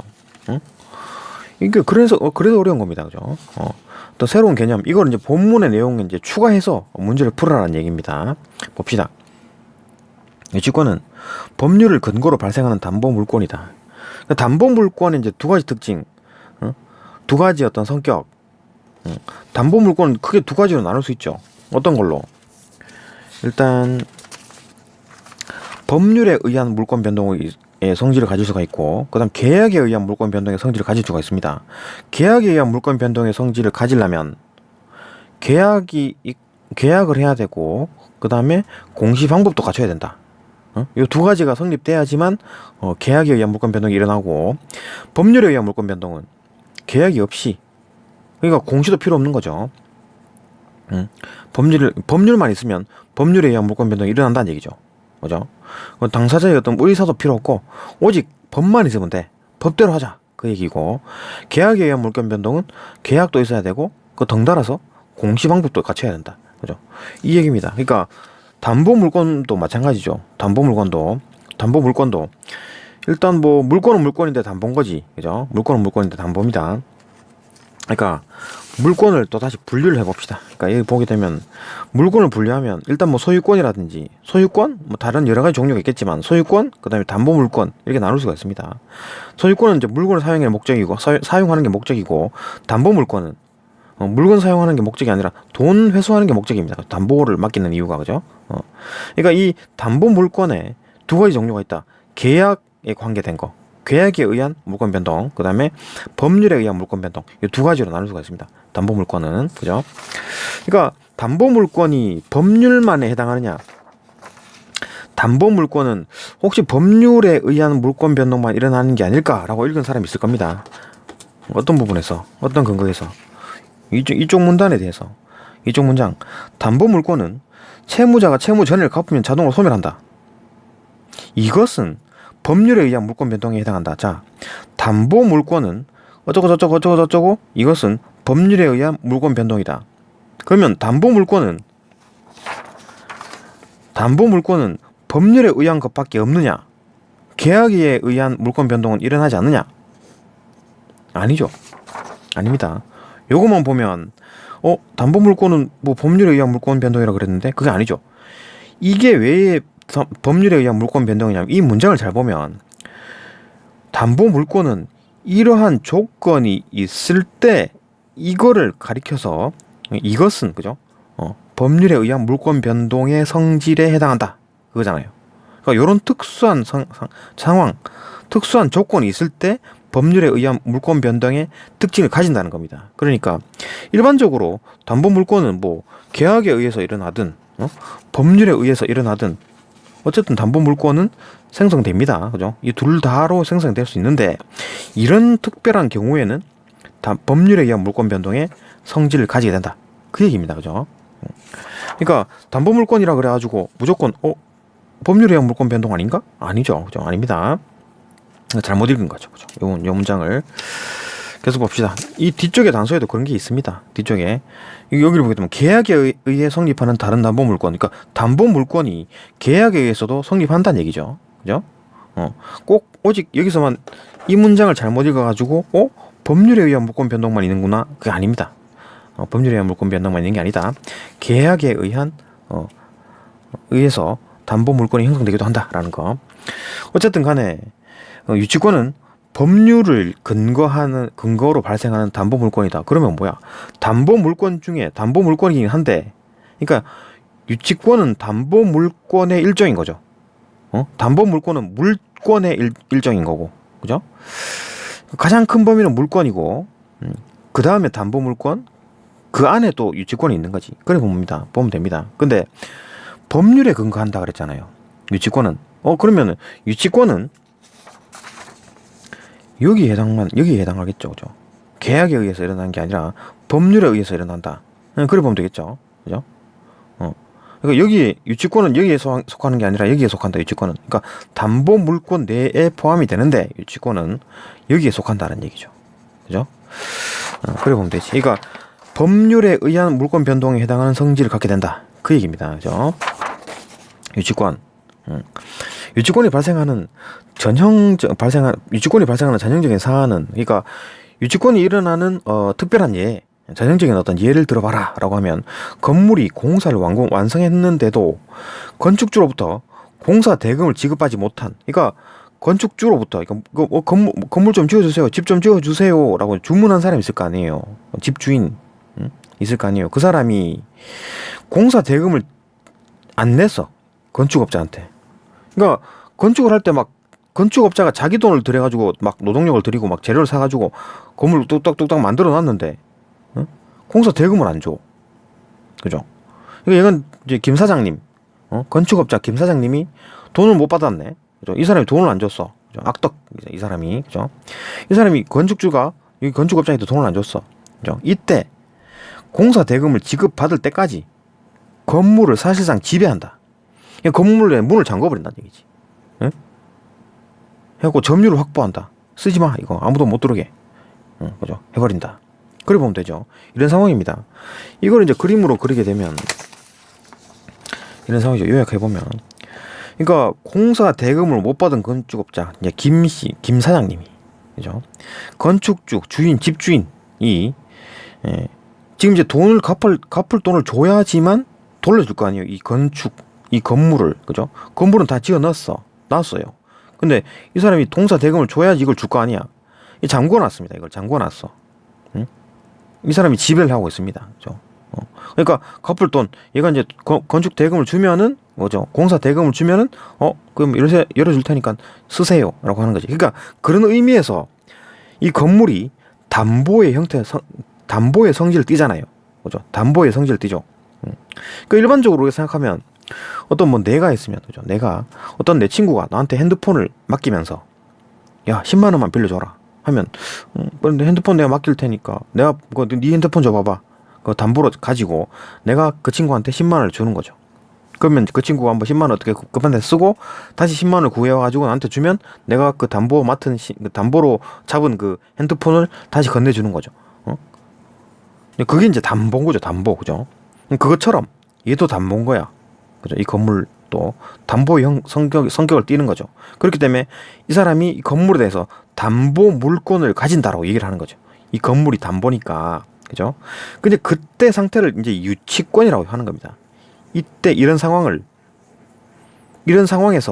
담보 물권을 유치권이라고 하는 겁니다. 그죠? 공사 대금 다 주면 줘버리죠. 끝이죠. 그죠? 아무튼 이런 상황이다 라는 거고, 어쨌든 유치권은 요건과 효과 모두 법률로 규정되어 있다. 자, 이러면 뭡니까 이거? 유치권은 아까 말했듯이 담보 물권에 속하는데, 예? 계약에 의한 물권 변동이 아니고 법률에 의한 물권 변동이구나라는 걸 알 수 있는 거죠. 법률에 규정되어 있으니까 법률에 근거하는 거고, 그죠? 그러니까 뭡니까? 법률에 의한 물권 변동은 계약 필요 없고 공시 필요 없고 오직 법률만 있으면 된다, 그죠? 법률에 의한 규정은 계약 필요 없고 그 다음에 그 공시 갖추지 않아도 된다, 그죠? 다 필요 없다. 얘기했으니까. 또 어딨냐? 그 우선 유치권자가 누굽니까? 유치권을 가진 사람, 이 돈 떼인 김 사장님, 공사 대금을 지급하지 못한 김 사장님, 이 사람이 유치권자가 점유를 시작하면 발생하고, 그 문을 잠궜다는 얘기지. 건물에 문을 잠궜어. 뭐 아무도 못 쓰게. 그러니까 점유를 상실하면 문을 열어버렸어. 하면 소멸한다는 점에서, 또 요런 점에서 계약을 근거로 성립하는 물권들과는 구별된다. 그러니까 아까 물권은 두 가지 종류가 있다 그랬죠. 물권은 두 가지 종류. 물권은 계약을 통해서 계약에 의한 물권 변동, 그다음에 법률에 의한 물권 변동, 두 가지 경우가 있는데, 지금 아까 계속 강조하는 얘기는 뭐냐면 유치권은 법률이다. 연관돼 있잖아요, 그죠? 이거 법률에 연관돼 있으니까 일단은 지금 이 말이 없다 하더라도 유치권은 법률에 의한 물권 변동이구나를 알 수 있는 거고, 어쨌든 요런 점에서 더더구나 구분된다. 왜냐하면 문 잠그고 여는 거, 점유하고 자시고 점유를 상실하고 어쩌고 이런 거는 계약으로 하지 않고 공시도 하지 않습니다, 그죠? 그러니까 아까 말했듯이 문 잠그고 열고는 지 마음대로 하는 거지, 유치권자가, 그죠? 그러니까 점유를 시작했다, 문을 잠궜다, 점유를 상실했다, 문을 열어버렸다, 이렇게 보면 이렇게 하기 때문에 계약을 하고 공시를 하고 이런 게 필요가 없다는 겁니다, 그죠? 계약을 하고 공시를 하고 이런 게 필요 없어요, 그죠? 그래 보면 돼요. 그러니까 계약을 근거로 하는 물건들은 계약이나 공시를 동시에 해야 되는데, 그죠? 계약도 하고 공시도 해야 되는데 그런 게 필요 없다는 얘기지. 구별된다. 요런 점에서, 그죠? 그러나 유치권도 피담보 채권이 실현되면 소멸하는 등 담보 물권의 특성을 가지고 있다. 자, 이게 말이 어려운 단어가 섞여져. 피담보 채권에 대해서 얘기를 할 텐데, 일단은 요 문장부터 이해하고 피담보 채권에 대한 설명을 하겠습니다. 피담보 채권은 단순히 말해서, 지금 말을 바꿉시다. 받을 돈, 공사 대금이라 칩시다. 공사 대금 받을 돈으로 지금 이제 치환해서 보겠습니다. 원래 뜻도 그거 똑같아요. 어쨌든 유치권도 받을 돈이 실현됐다, 받았다는 얘기지, 그죠? 돈을 받게 되면 소멸한다. 자, 돈을 받았어요. 공사 대금을 받았어. 그러면은 공사 대금을 받았다. 그러면은, 자, 공사 대금을 받았다 그러면 얘가 가지고 있던 건물, 지배하고 있던 건물을, 그러니까 담보의 형태로 가지고 있던 이 건물을 돌려주는 거죠. 응? 그러니까 담보를 돌려주잖아. 돈을 받았으면 담보를 주잖아, 그죠?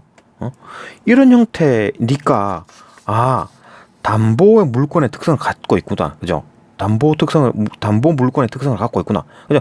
돈을 갚으면 담보를 돌려주는 게, 담보를 돌려주는구나. 그러니까 내 친구가 나한테 10만 원 빌려가고 핸드폰을 맡겼는데 걔가 나한테 10만 원을 갚았어. 그러면 담보로 가지고 있던 핸드폰을 주는 거죠. 그거랑 형태가 똑같은 거죠. 그런 형태가 똑같기 때문에 담보 물권의 특성을 갖고 있다라고 하는 겁니다. 그죠? 그러니까 얘가 지금 그 유치권은 법률로 규정되어 있는데, 담보 물권 중에서 법률로 근거된 이 부분에 해당하는 건데, 일단 계약을 근거로 하는 물권들과는 다르지, 그죠? 계약을 근거로 하는 물권들과 당연히 다르지. 지금 여기에 소속이 안 돼 있고 여기에 소속돼 있으니까, 그죠? 법률에 소속돼 있으니까, 그죠? 당연히 다른 거고. 그 다음에 피담보 채권, 아까 말했듯이 피담보 채권이 실현되면, 그 돈을 갚으면, 그 말과 똑같은 얘기거든요.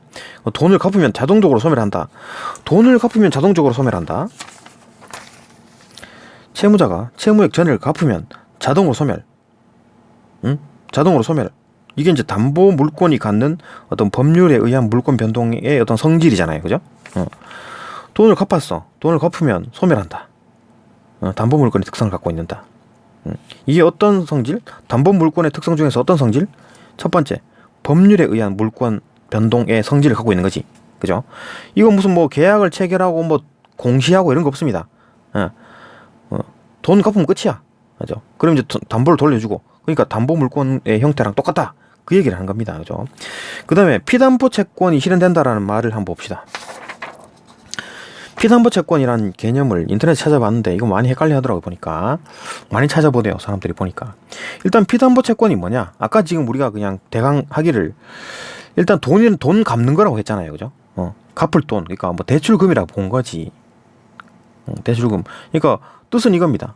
담보를 제공하게 된 근본 원인의 채권. 그러니까 예를 들어 친구가 나한테 핸드폰을 맡기면서 10만 원만 빌려달라. 그러니까 담보가 뭡니까? 핸드폰이죠.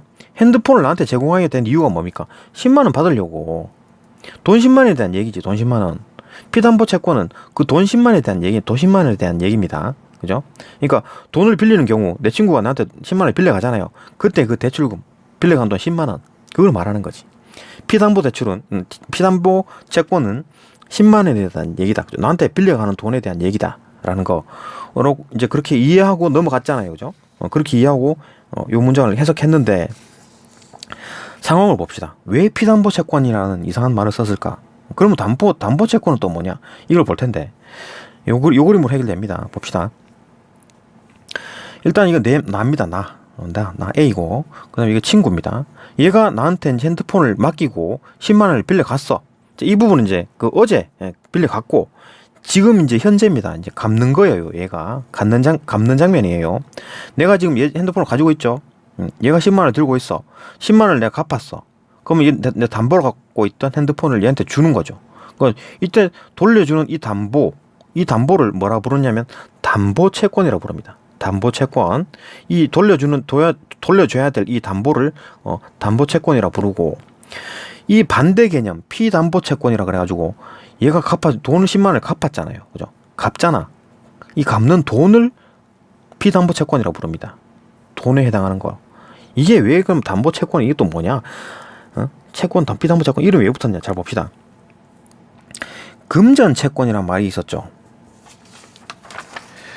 금전 채권이라는 말이 있었습니다. 금전 채권은 뭐냐? 금전 지급이라는 특정한 행위를 요구할 수 있는 권리. 그러니까 금전을 갚으라고 요구할 수 있는 권리, 맞죠? 금전을 갚으라고 요구할 수 있는 권리. 그게 이제 금전을 갚으라고 요구할 수 있는 권리가 금전 채권이죠.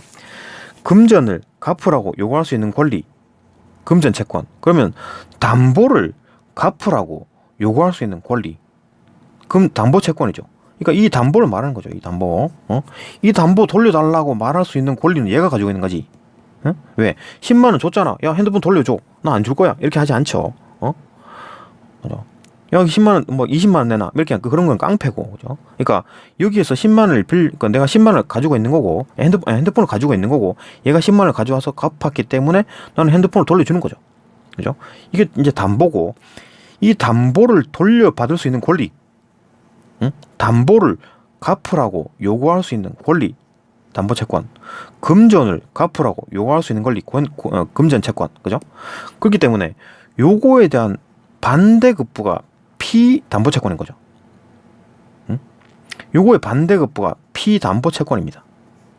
이거랑 반대란 얘기지. 그러니까 담보채권, 요거의 반대말로 피담보채권이라고 부르는 거죠. 요놈을, 이 돈을. 자, 그러면 아니 이거 쉽게 그냥 금전채권이라고 하지. 금전채권이랑 비슷하죠. 10만 원을 갚으라라고 요구할 수 있는 권리죠. 이거는 얘가 가지고 있는 게 나가 가지고 있는 거잖아요. 그죠? 금전채권이라고 부를 수 있는 건데, 왜냐하면 왜 담보라는 말이 들어있느냐면 담보가 주고 왔다 갔다 하는 거잖아요. 그죠? 그러니까 담보라는 말이 들어가야 되겠다. 여기는 담보라는 의미가 안 들어있잖아요. 그렇기 때문에 이 말을 만든 거지. 그죠? 이 완전히 똑같은 개념은 아니고 유사한 개념입니다. 그죠? 유사한 개념. 그죠? 실질적으로 뭐 유사하지 뭐. 그죠? 그러니까 담보는 담보채권이라고 부르는 거고, 담보를 갚아야 하는 갚도록 요구하는 채권, 권리. 그죠? 이거는 반대 개념이니까 그거 이제 갚는 돈을 말하는 거고, 요거는 이제 금전채권은 금전을 갚도록 요구할 수 있는 권리. 그죠? 금전채권이 한다. 그러니까 금전채권이 실현됐다라는 말이 뭡니까? 금전채권이 실현됐다. 금전을 갚으라고 요구할 수 있는 권리가 실현이 됐대. 그럼 돈 갚았다는 얘기잖아요. 그죠? 그러니까 지금 아까 말했듯이 이놈이 이게 나가 핸드폰을 지금 가지고 있죠. 얘 핸드폰을 가지고 있는 거야. 이 담보죠. 그러면은 담보 물건을 가지고 있네라고 얘기를 하는 겁니다. 얘가 이 담보를 가지고 있잖아요. 이 핸드폰을 쓰지 않아. 사용하지 않습니다. 그죠? 이 담보 물건을 얘가 지금 가지고 있네라고 하는 거고, 이 담보 물건은 왜 가지고 있느냐? 이 핸드폰에 대해서 얘가 왜 담보 물건을 가지고 있나요? 라고 물어보면, 내가 담보 물건을 가진 이유는 금전 채권의 실현을 위해서 가지고 꼭 필요한 거다. 라고 이제 핸드폰을 소중히 가지고 있겠지. 그죠? 금전 채권의 실현을 위해서 내가 꼭 필요하다라고 얘기를 하겠죠. 이게 뭔 말이냐? 10만 원, 돈 10만 원 받으려고, 돈 갚으라고, 그죠? 돈 갚으라고 요구할 수 있는 권리를 실현하는 거니까 돈 갚게 된 거지. 이걸 말을 이렇게 쓴 겁니다. 그죠? 어렵게 쓴 거죠. 그죠? 경제학 용어입니다. 그러니까 이 핸드폰을 가지고 있는 이유가 뭐냐? 돈 받으려고 가지고 있는 거죠. 쉽게 말하면. 그죠?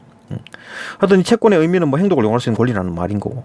그러니까 지금 이제 그 담보채권이라는 얘기를 요거의 반대급부로 피담보채권 요거죠. 여기서 나온 말입니다. 그죠? 그러면 결국 금전채권의 의미가 똑같지 않느냐라고 하는데, 금전채권에는 담보라는 말이 안 들어있기 때문에 이 말을 억지로 만든 겁니다. 그래 보면 돼요. 그죠? 그러니까 아까 말했듯이 피담보채권은 아까 대출금 빌려간 돈으로 보면 된다. 금전채권으로 보면 된다. 이렇게 말한 거는 이런 의미가 있기 때문에 그렇게 말한 겁니다. 그죠? 그래 보면 돼요. 그렇다라는 거고, 이 담보채권에 대한 설명이 있었습니다. 그러니까 담보채권은 결국 빌려간 돈이다 라고 보면 돼요. 그죠? 빌려간 돈. 그러니까 유치권도 뭐 빌려간 돈이 이제 갚았다라고 이제 그 실현이 됐다라고 하면 소멸해버린다. 유치권이 소멸해버린다. 공사 대금을 다 갚아버리잖아요. 그럼 소멸해버려. 없어져버려. 그거는 그 담보 물권에 가지는 특성이다. 담보 물권의 첫 번째 특성이었죠. 갚으면 자동으로 소멸. 뭐 공시를 하고 말리고 뭐 계약서를 찍고 뭐 그럴 필요가 없습니다. 그냥 자동으로 소멸되기 때문에. 그 성질은 어떤 성질이냐? 법률에 의한 물권 변동의 성질을 가진다. 왜? 계약도 없고 공시도 없기 때문에, 법률에 의한 거기 때문에 이게 자동적으로 돈을 갚았다? 법률적으로 끝이네. 법률적으로 다 갚았기 때문에 끝. 이 법률에 의한 물권 변동이다. 요래 보면 됩니다. 다만 계속 봅시다. 여기까지 읽었나?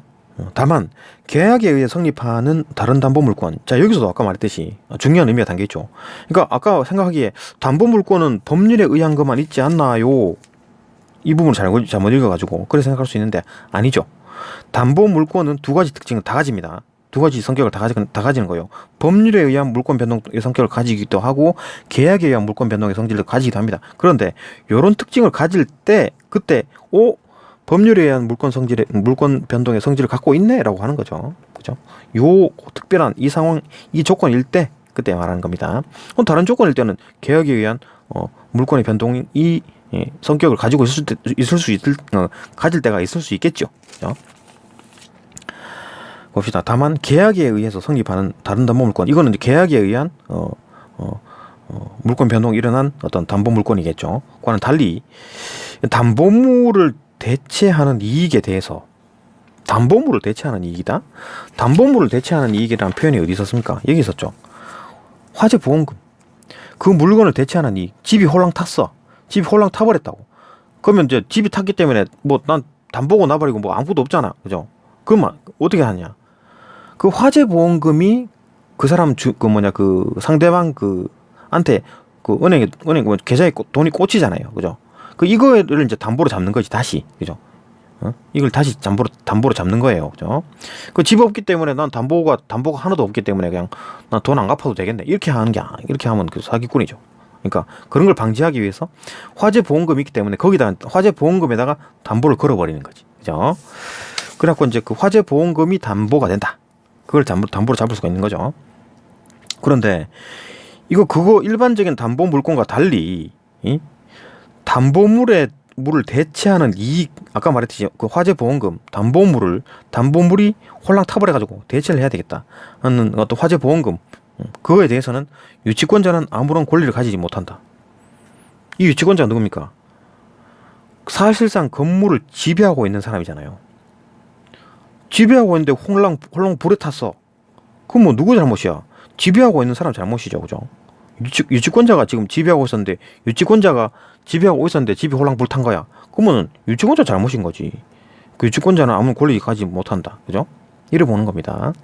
지가 지배하고 있었는데, 야, 문을 똑바로 안 잠궜거나, 뭐 이상하게 뭐 관리를 제대로 못했겠지. 그죠? 공사 대금 지급받지 못해가지고 사실상 지배하고 있었는데 그 집이 홀랑 불탔다. 그럼 유치권자 잘못이 뭐 옥독박 쓴 거죠, 이 사람은. 그죠? 완전히 망한 거지, 뭐. 그죠? 관리를 잘해야지. 그러니까 지배하려 그러면 관리를 잘해야지. 그죠? 계속 봅시다. 그러니까 아까 이제 담보물권의 특징과 다른 게 뭐였냐면, 특별히 예외적으로 다른 게 뭐냐면, 그죠? 그러니까 이 유치권도 담보물권 중에 하나인데, 담보물권이 가지고 있는 성질 중에 또 대체하는 이익에다가 담보를 잡을 수 있는 성질은 없다는 얘기잖아요. 그죠? 요 성질 하나가 빠지는 겁니다. 그죠? 세 번째 성질이죠. 담보물권의 세 번째 성질을 유치권은 갖지가 않는다. 유치권은 갖지가 않는다. 그죠? 그런 걸 갖지 않는다라는 거. 그 다음에 유치권도 물권이므로, 유치권도 물권이죠. 그러니까 유치권은 담보 물권에 속해 있는 거고, 담보 물권은 물권에 속해 있는 거죠. 그죠? 물권이 가장 큰 넓은 범위야. 그 안에 이제 담보 물권이 있고, 담보 물권 안에 유치권이 있는 겁니다. 그죠? 유치권도 물권이므로 물권의 성질을 가지겠지. 가지는 부분이 있을 거 아니에요. 그죠? 물권의 성질을 가지는 부분. 어떤 게 있느냐. 일단은 성립하면 채무자뿐만 아니라 다른 모든 사람들에게 주장할 수 있다. 다른 모든 사람한테 주장한다? 다른 모든 사람한테 주장한다는 얘기는 물권에 대한 성질이죠. 물권이 일반적으로 가지는 성질입니다.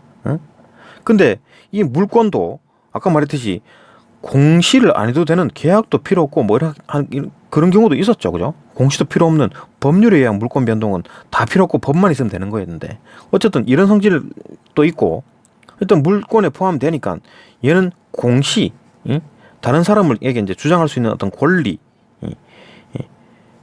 주장할 수 있는 권리가 있다. 물권은 이런 성질을 가지니까 또 요 성질은 또 가지고 있네. 유치권도 물권에 대한 어떤 성질을 가지고 있는데, 그 물권에서는 성질은, 그 물권은 다른 사람한테 막 알리는 거, 다른 사람에게 주장하는, 다른 사람이 못 쓰게 하는. 그러니까 예를 들어 그런 거죠. 이 유치권자 이 김 사장님이, 공사 대금을 지급받지 못한 이 김 사장님이 건물을 사실상 지배하고 있잖아요. 건물을 사실상 지배하고 있기 때문에 내가 문을 잠궜어. 이 사람이 문을 잠궈버릴 수가 있잖아요. 그리고 지배하고 있잖아요. 그러니까 만약에 다른 사람이 막 그 집에 와서 막 살려 그래, 집에 막 들어오려 그래, 못 들어오게 하는 거지. 왜? 이 건물에 대해서 물권 행사는 이 김 사장님, 건축업자가 지배하고 있으니까 이 사람 거지. 그죠? 그러니까 다른 사람들이 다른 모든 사람들에게 주장하는 거지. 다른 모든 사람들에게 야, 이 집에 오지 마. 이거 내가 지금 지배하고 있어. 그죠? 그렇게 하는 겁니다. 뭐 다른 모든 사람에게 주장할 수 있어야 되는 거죠. 그게 물권의 특징입니다. 그죠? 그 특징을 유치권이 가지고 있는 거지. 그죠? 사실상 건물을 지배하고 있으니까. 그죠? 따라서 위에 의해서 신축된 건물의 소유권이 계약이나 법률 규정, 계약이나 계약에 의한거나 법률에 의하거나 뭐 어쨌든 간에 건축주가 아닌 사람에게 아닌 어떤 다른 사람에게 넘어갔어. 소유권 건물의 소유권이 다른 사람에게 넘어갔다. 이게 뭔 말입니까? 그러니까 뭐 집 지어 달라고 했던 이 사람이 집 지어 달라고 했던 이 사람이 이거 집을 홀랑 팔았네.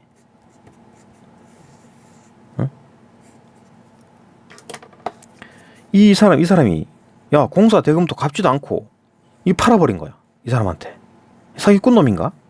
집을 싸게 팔았겠지. 공사 대금을 아직 안 냈는데요 하면서 공사 대금을 아직 안 갚았어요 하면서 팔았겠지. 그죠? 그러면 이제 공사 대금은 얘한테 받아야지. 얘는 얘한테 받아야지. 그죠? 지금 건축물의 주인은 얘였는데 얘가 공사 대금을 안 줬어. 일단 안 줬어. 그러니까 좀 저렴하게 얘한테 팔았겠지. 그죠? 그러면 얘는 얘한테 달라고 할 게 아니라 새로운 집주인, 새 집주인, 새로운 집주인.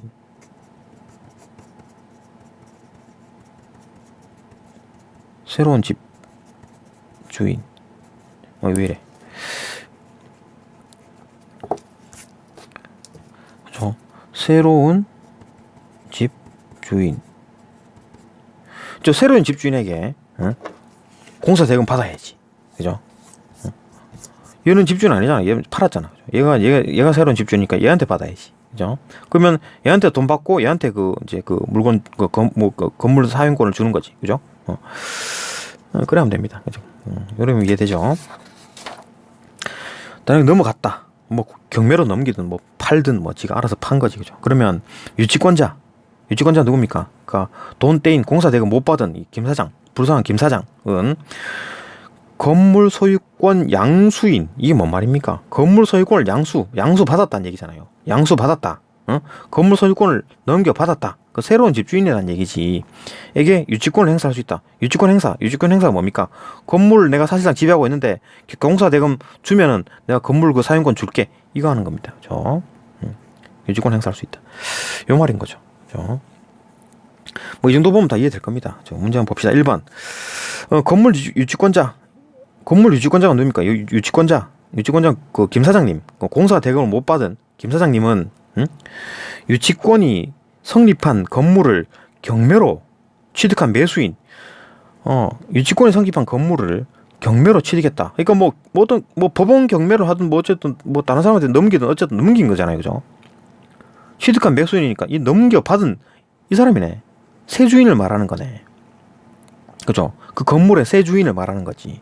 에게 유치권을 행사할 수 있다. 유치권 행사할 수 있다. 내용 일치죠. 요거 이제 요 부분이랑 똑같다라는 걸 이해를 했었어야지. 그죠? 추론이죠. 건물 소유권 양수인이라는 말과 요 매수인이라는 말이 같은 거고, 그죠? 경매로 취득한 매수인이랑 건물 소유권 양수인이란 말이 똑같은 겁니다. 요놈 같은 얘기죠. 약간 뭐 내용이 물론 양수인이라는 얘기도 있었긴 하지만 요 부분 조금 추론했었어야 됐다. 그죠? 그래서 2번. 건물 유치권자가 김 사장님이, 그죠? 공사 대금을 돈 떼인 이 건축업자 김 사장님이 공사 대금의 절반을 지급받으면 그에 상응하여 건물의 절반 주겠다. 야, 절반 갚았으니까 절반 건물 써. 이게 말이 되나요? 3분의 1을 갚았으니까 3분의 1 써. 이 말이 되나요, 이게? 그건 내 친구가 나한테 뭐 10만원을 핸드폰 맡겨놓고 10만원 빌려갔는데 3만원 갚아줘 놓고는 야, 내가 10분의 3 정도만 30%만 내가 좀 쓰자 핸드폰을. 이 되나요, 이거? 안 되죠. 그죠? 안 됩니다. 이런 특징이 어떻습니까? 일반적인 담보 그 물권의 일반적인 특징이죠. 자, 두 번째 특징이죠. 채무자가 전액을 갚기 전까지는 담보물 전부 다에 대해서 담보 물권을 유지됩니다. 그죠? 그러니까 핸드폰 전체에 대해서 이거 100% 갚지 않는 이상 뭐 99%, 99.99%를 갚는다 하더라도 응? 0.1%를 안 갚았기 때문에 여전히 담보 물건은 내가 가지고 있는 겁니다. 야, 10만 원 다 갖고 와. 그래야지만 내가 핸드폰 내줄게. 그죠? 99만 원, 아니 9만 9천 원 줘봐야 소용이 없습니다. 10만 원 다 줘. 그래야지 내가 핸드폰 주겠다. 이겁니다. 그죠? 두 번째 특징이죠. 그러니까 이거는 그 일반적으로 담보 물건이다. 유치권은 담보 물건이라는 그 문장과 그다음 또 뭐가 있습니까? 여기 있네. 유치권도 피담보 채권 이 실현되면, 그러니까 돈을 다 갚으면 소멸한다. 이게 이제 담보 물건의 특징을 가진다 그랬잖아요. 그죠? 그러니까 담보 물건의 특징 중에 2번이 100%다 갚아야 담보 물건을 내준다. 그런 얘기였었으니까 여기서 유치할 수 있어야 되는데 여기서 좀 유치하기가 좀 힘든가? 이게 제일 가까운 문장 아닌가요? 다른 문장에서 찾을 수가 있나요? 이 문장에서 이걸 뭐 추론하는 수밖에 없겠죠. 그죠? 요 문장에서 요걸 추론하는 수밖에 없을 것이다. 상당히 어려운 추론이죠. 근데 뭐 상식적으로 보면 바로 쉽게 답을 찾는데 여기서 어디를 근거로 해서 찾을 수 있을까를 찾게 되면 요 문장이 아닐까. 응? 유지권도 피담보 채권이 실현되면 소멸한다. 요 부분에서, 그죠? 담보 물건의 특성을 가지고 있다. 요 부분에서 요걸 추론할 수 있었어야 됐다. 답은 틀린 거죠. 그죠? 절반 받으면 안 된다. 90% 받아도 안 돼. 100% 받아야지만 건물을 준다. 그죠? 3번. 건물 유치권이 성립한 후에 건물이 화재로 소멸, 홀랑 탔다. 유치권자는 이 김 사장님은 화재 보험금에 대해서 유치권을 행사할 수 없지요. 응? 아까 말했잖아요. 이거 담보물을 대체하는 이익에 대해서는 유치권자는 아무런 권리를 가지지 못한다. 홀랑 탔다. 그럼 유치권자는 화재 보험금을 자기가 못 받는 거야. 왜? 이 사람이 지금 지배하고 있었잖아요. 건물을 사실상 지배하고 있었잖아요. 그죠? 이게 관리를 잘못한 거지. 응? 사실상 지배하고 있었잖아요. 건물을. 근데 집이 불탔네. 응. 화재 보험금도 드러났나? 누구 이름으로? 집주인 이름으로 드러났나? 그러면 얘는 유치권자는 지금 뭐야? 돈도 공사 대금도 못 받고 건물도 홀랑 태워먹고 얘는 완전히 망했네. 그죠? 화재 보험금도 못 받으면 이건 뭐 완전히 망한 건데. 하여튼 뭐 그렇게 된다는 얘기죠. 이게 요 문장에서 찾아볼 수 있죠. 요거는, 그죠? 좀 안 됐긴 하지만 뭐 어쩔 수가 없는 거네. 관리를 잘했어야지 그러면, 그죠? 건물을 사실상 지배하고 있었는데 왜 태웠냐고, 태워 먹었냐고. 하여튼 뭐 답은 맞습니다. 4번. 건축 유치권의 법적 요건을 충족되면, 법적 요건이 충족되면, 법적 요건이 충족되면, 법적 요건이 충족된다. 법적 요건이 충족된다라는 표현은 여기 있죠. 법률에 규정된 요건이 충족되면, 응? 충족되면 어디 갔나? 충족되면 건물에 대한 유치권 등기를 하지 않아도, 뭐 등기가 왜 나와? 지금 법적 요건이 충족된다. 법적 요건이 충족된다. 유치권 자체가 지금 법률로 다 규정되어 있는 거잖아요, 그죠? 요건과 효과가 모두 법률에 규정되어 있다. 그러니까 유치권이라는 거는 여기에 속한 겁니다. 그죠? 담보 물권의 물권 중에 담보 물권이고, 담보 물권 중에 법률에 의한 물권 변동에 해당하는 겁니다. 그죠? 계약에 의한 게 아니에요. 그러니까 등기고 자시고, 등기 어쩌고저쩌고 하는 건 계약에 해당하는 거지. 계약에 해당하는 거잖아요. 공시하는 거. 그죠? 등기, 공시, 계약이잖아요. 그죠? 여기에 해당하는 거지. 지금 그 유치권은 여기 있는 거잖아요. 그죠? 법률에 해당하는 겁니다. 등기랑 상관이 없어요. 응? 등기를 하지 않아도 좀 많은 얘기지. 등기는 뭐 하든 말든 뭐.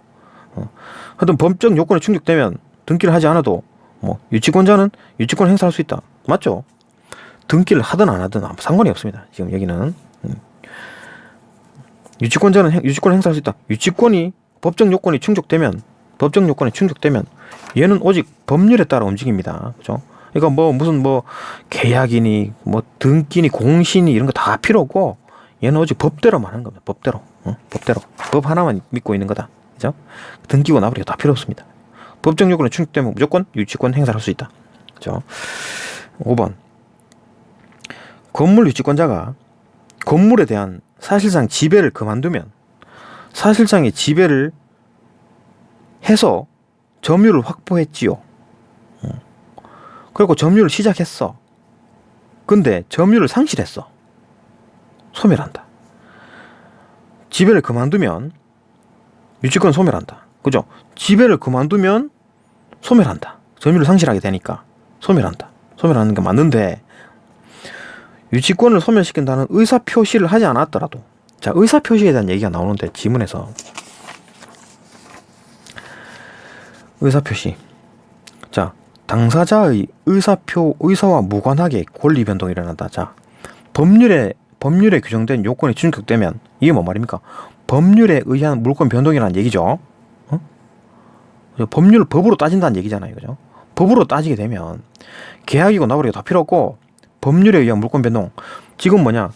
이 유치권은 법률에 의한 그죠? 물권 중에 담보 물권이고 담보 물권 중에 법률에 의한 물권 변동의 성질을 가지고 있는 거니까 딴 거 다 필요 없고 의사고 나버리고 다 필요 없고 오직 법만 보는 사람인데 법만 보는 상황이죠.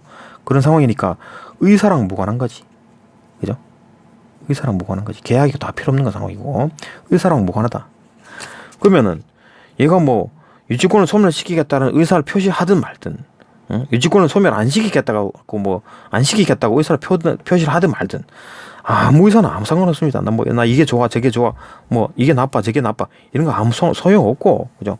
하지 않았더라도 하더라도 뭐 상관없이 아무 의미가 없는 얘기고 결국 이제 사실상의 지배를 그만두면 점유가 확보가 안 될 거고 점유 확보가 안 됐다 점유가 상실했다는 얘기고 그러면 소멸한다는 얘기잖아요. 유치권이 소멸한다는 얘기죠. 그죠? 소멸한다. 그만두면 유치권을 소멸한다. 그죠? 이런 내용이었습니다. 그러니까 오이가 어렵고 단어가 어렵고 좀 내용도 좀 어렵고 그러니까 지금 유치권까지 들어가기 때문에 새로운 내용이 들어갔기 때문에 조금 더 힘들었죠. 또 이제 마지막 그 어휘 문제가 하나 있었던 것 같은데 이건가? 이거 하나 보고 이제 마무리합시다. 아, 이게 또 이렇게 지금 사회지문 왜 이렇게 자꾸 어렵지? 5번 보게 되면 바꿔쓰기 적절하지 않은 것 B 봅시다. 답만 봅시다. B가 어디 있나? 여기 뜻한다. 어쩌고 공시방법이란 땡땡땡땡땡을 뜻한다. 그죠? 의도한다라는 거와 다르죠. 의도는 뭡니까? 의도한다는 말은 조금 뭔가 뜻한다라는 것보다 더 많은 어떤 그 좁은 더 어떤 뭐 디테일한 의미를 가지고 있지 않나? 의미하는 거는 말 그대로 그냥 뭐 정의를 해버린다는 뜻인 거고, 그죠? 뜻한다라는 건 그냥 의미해버린다는 거잖아요, 그죠? 근데 의도하는 거는 뭔가 좀 어떤 뭐 겉과 속이 좀 다른 그 어떤 그런 의미가 조금 더 포함이 되죠, 그죠? 의도하는 거니까. 그래 보면 됩니다. 바꾸기 어렵다. 답 2번. 하여튼 이래 봅시다. 이것도 뭐 또 왜 이렇게 사회지문이 어려워가지고 이제 문제네. 빨리빨리 안 나가지네요, 진도가. 예, 또 어쨌든 여기까지 보고 또 다음 강으로 또 봅시다. 넘어갑니다.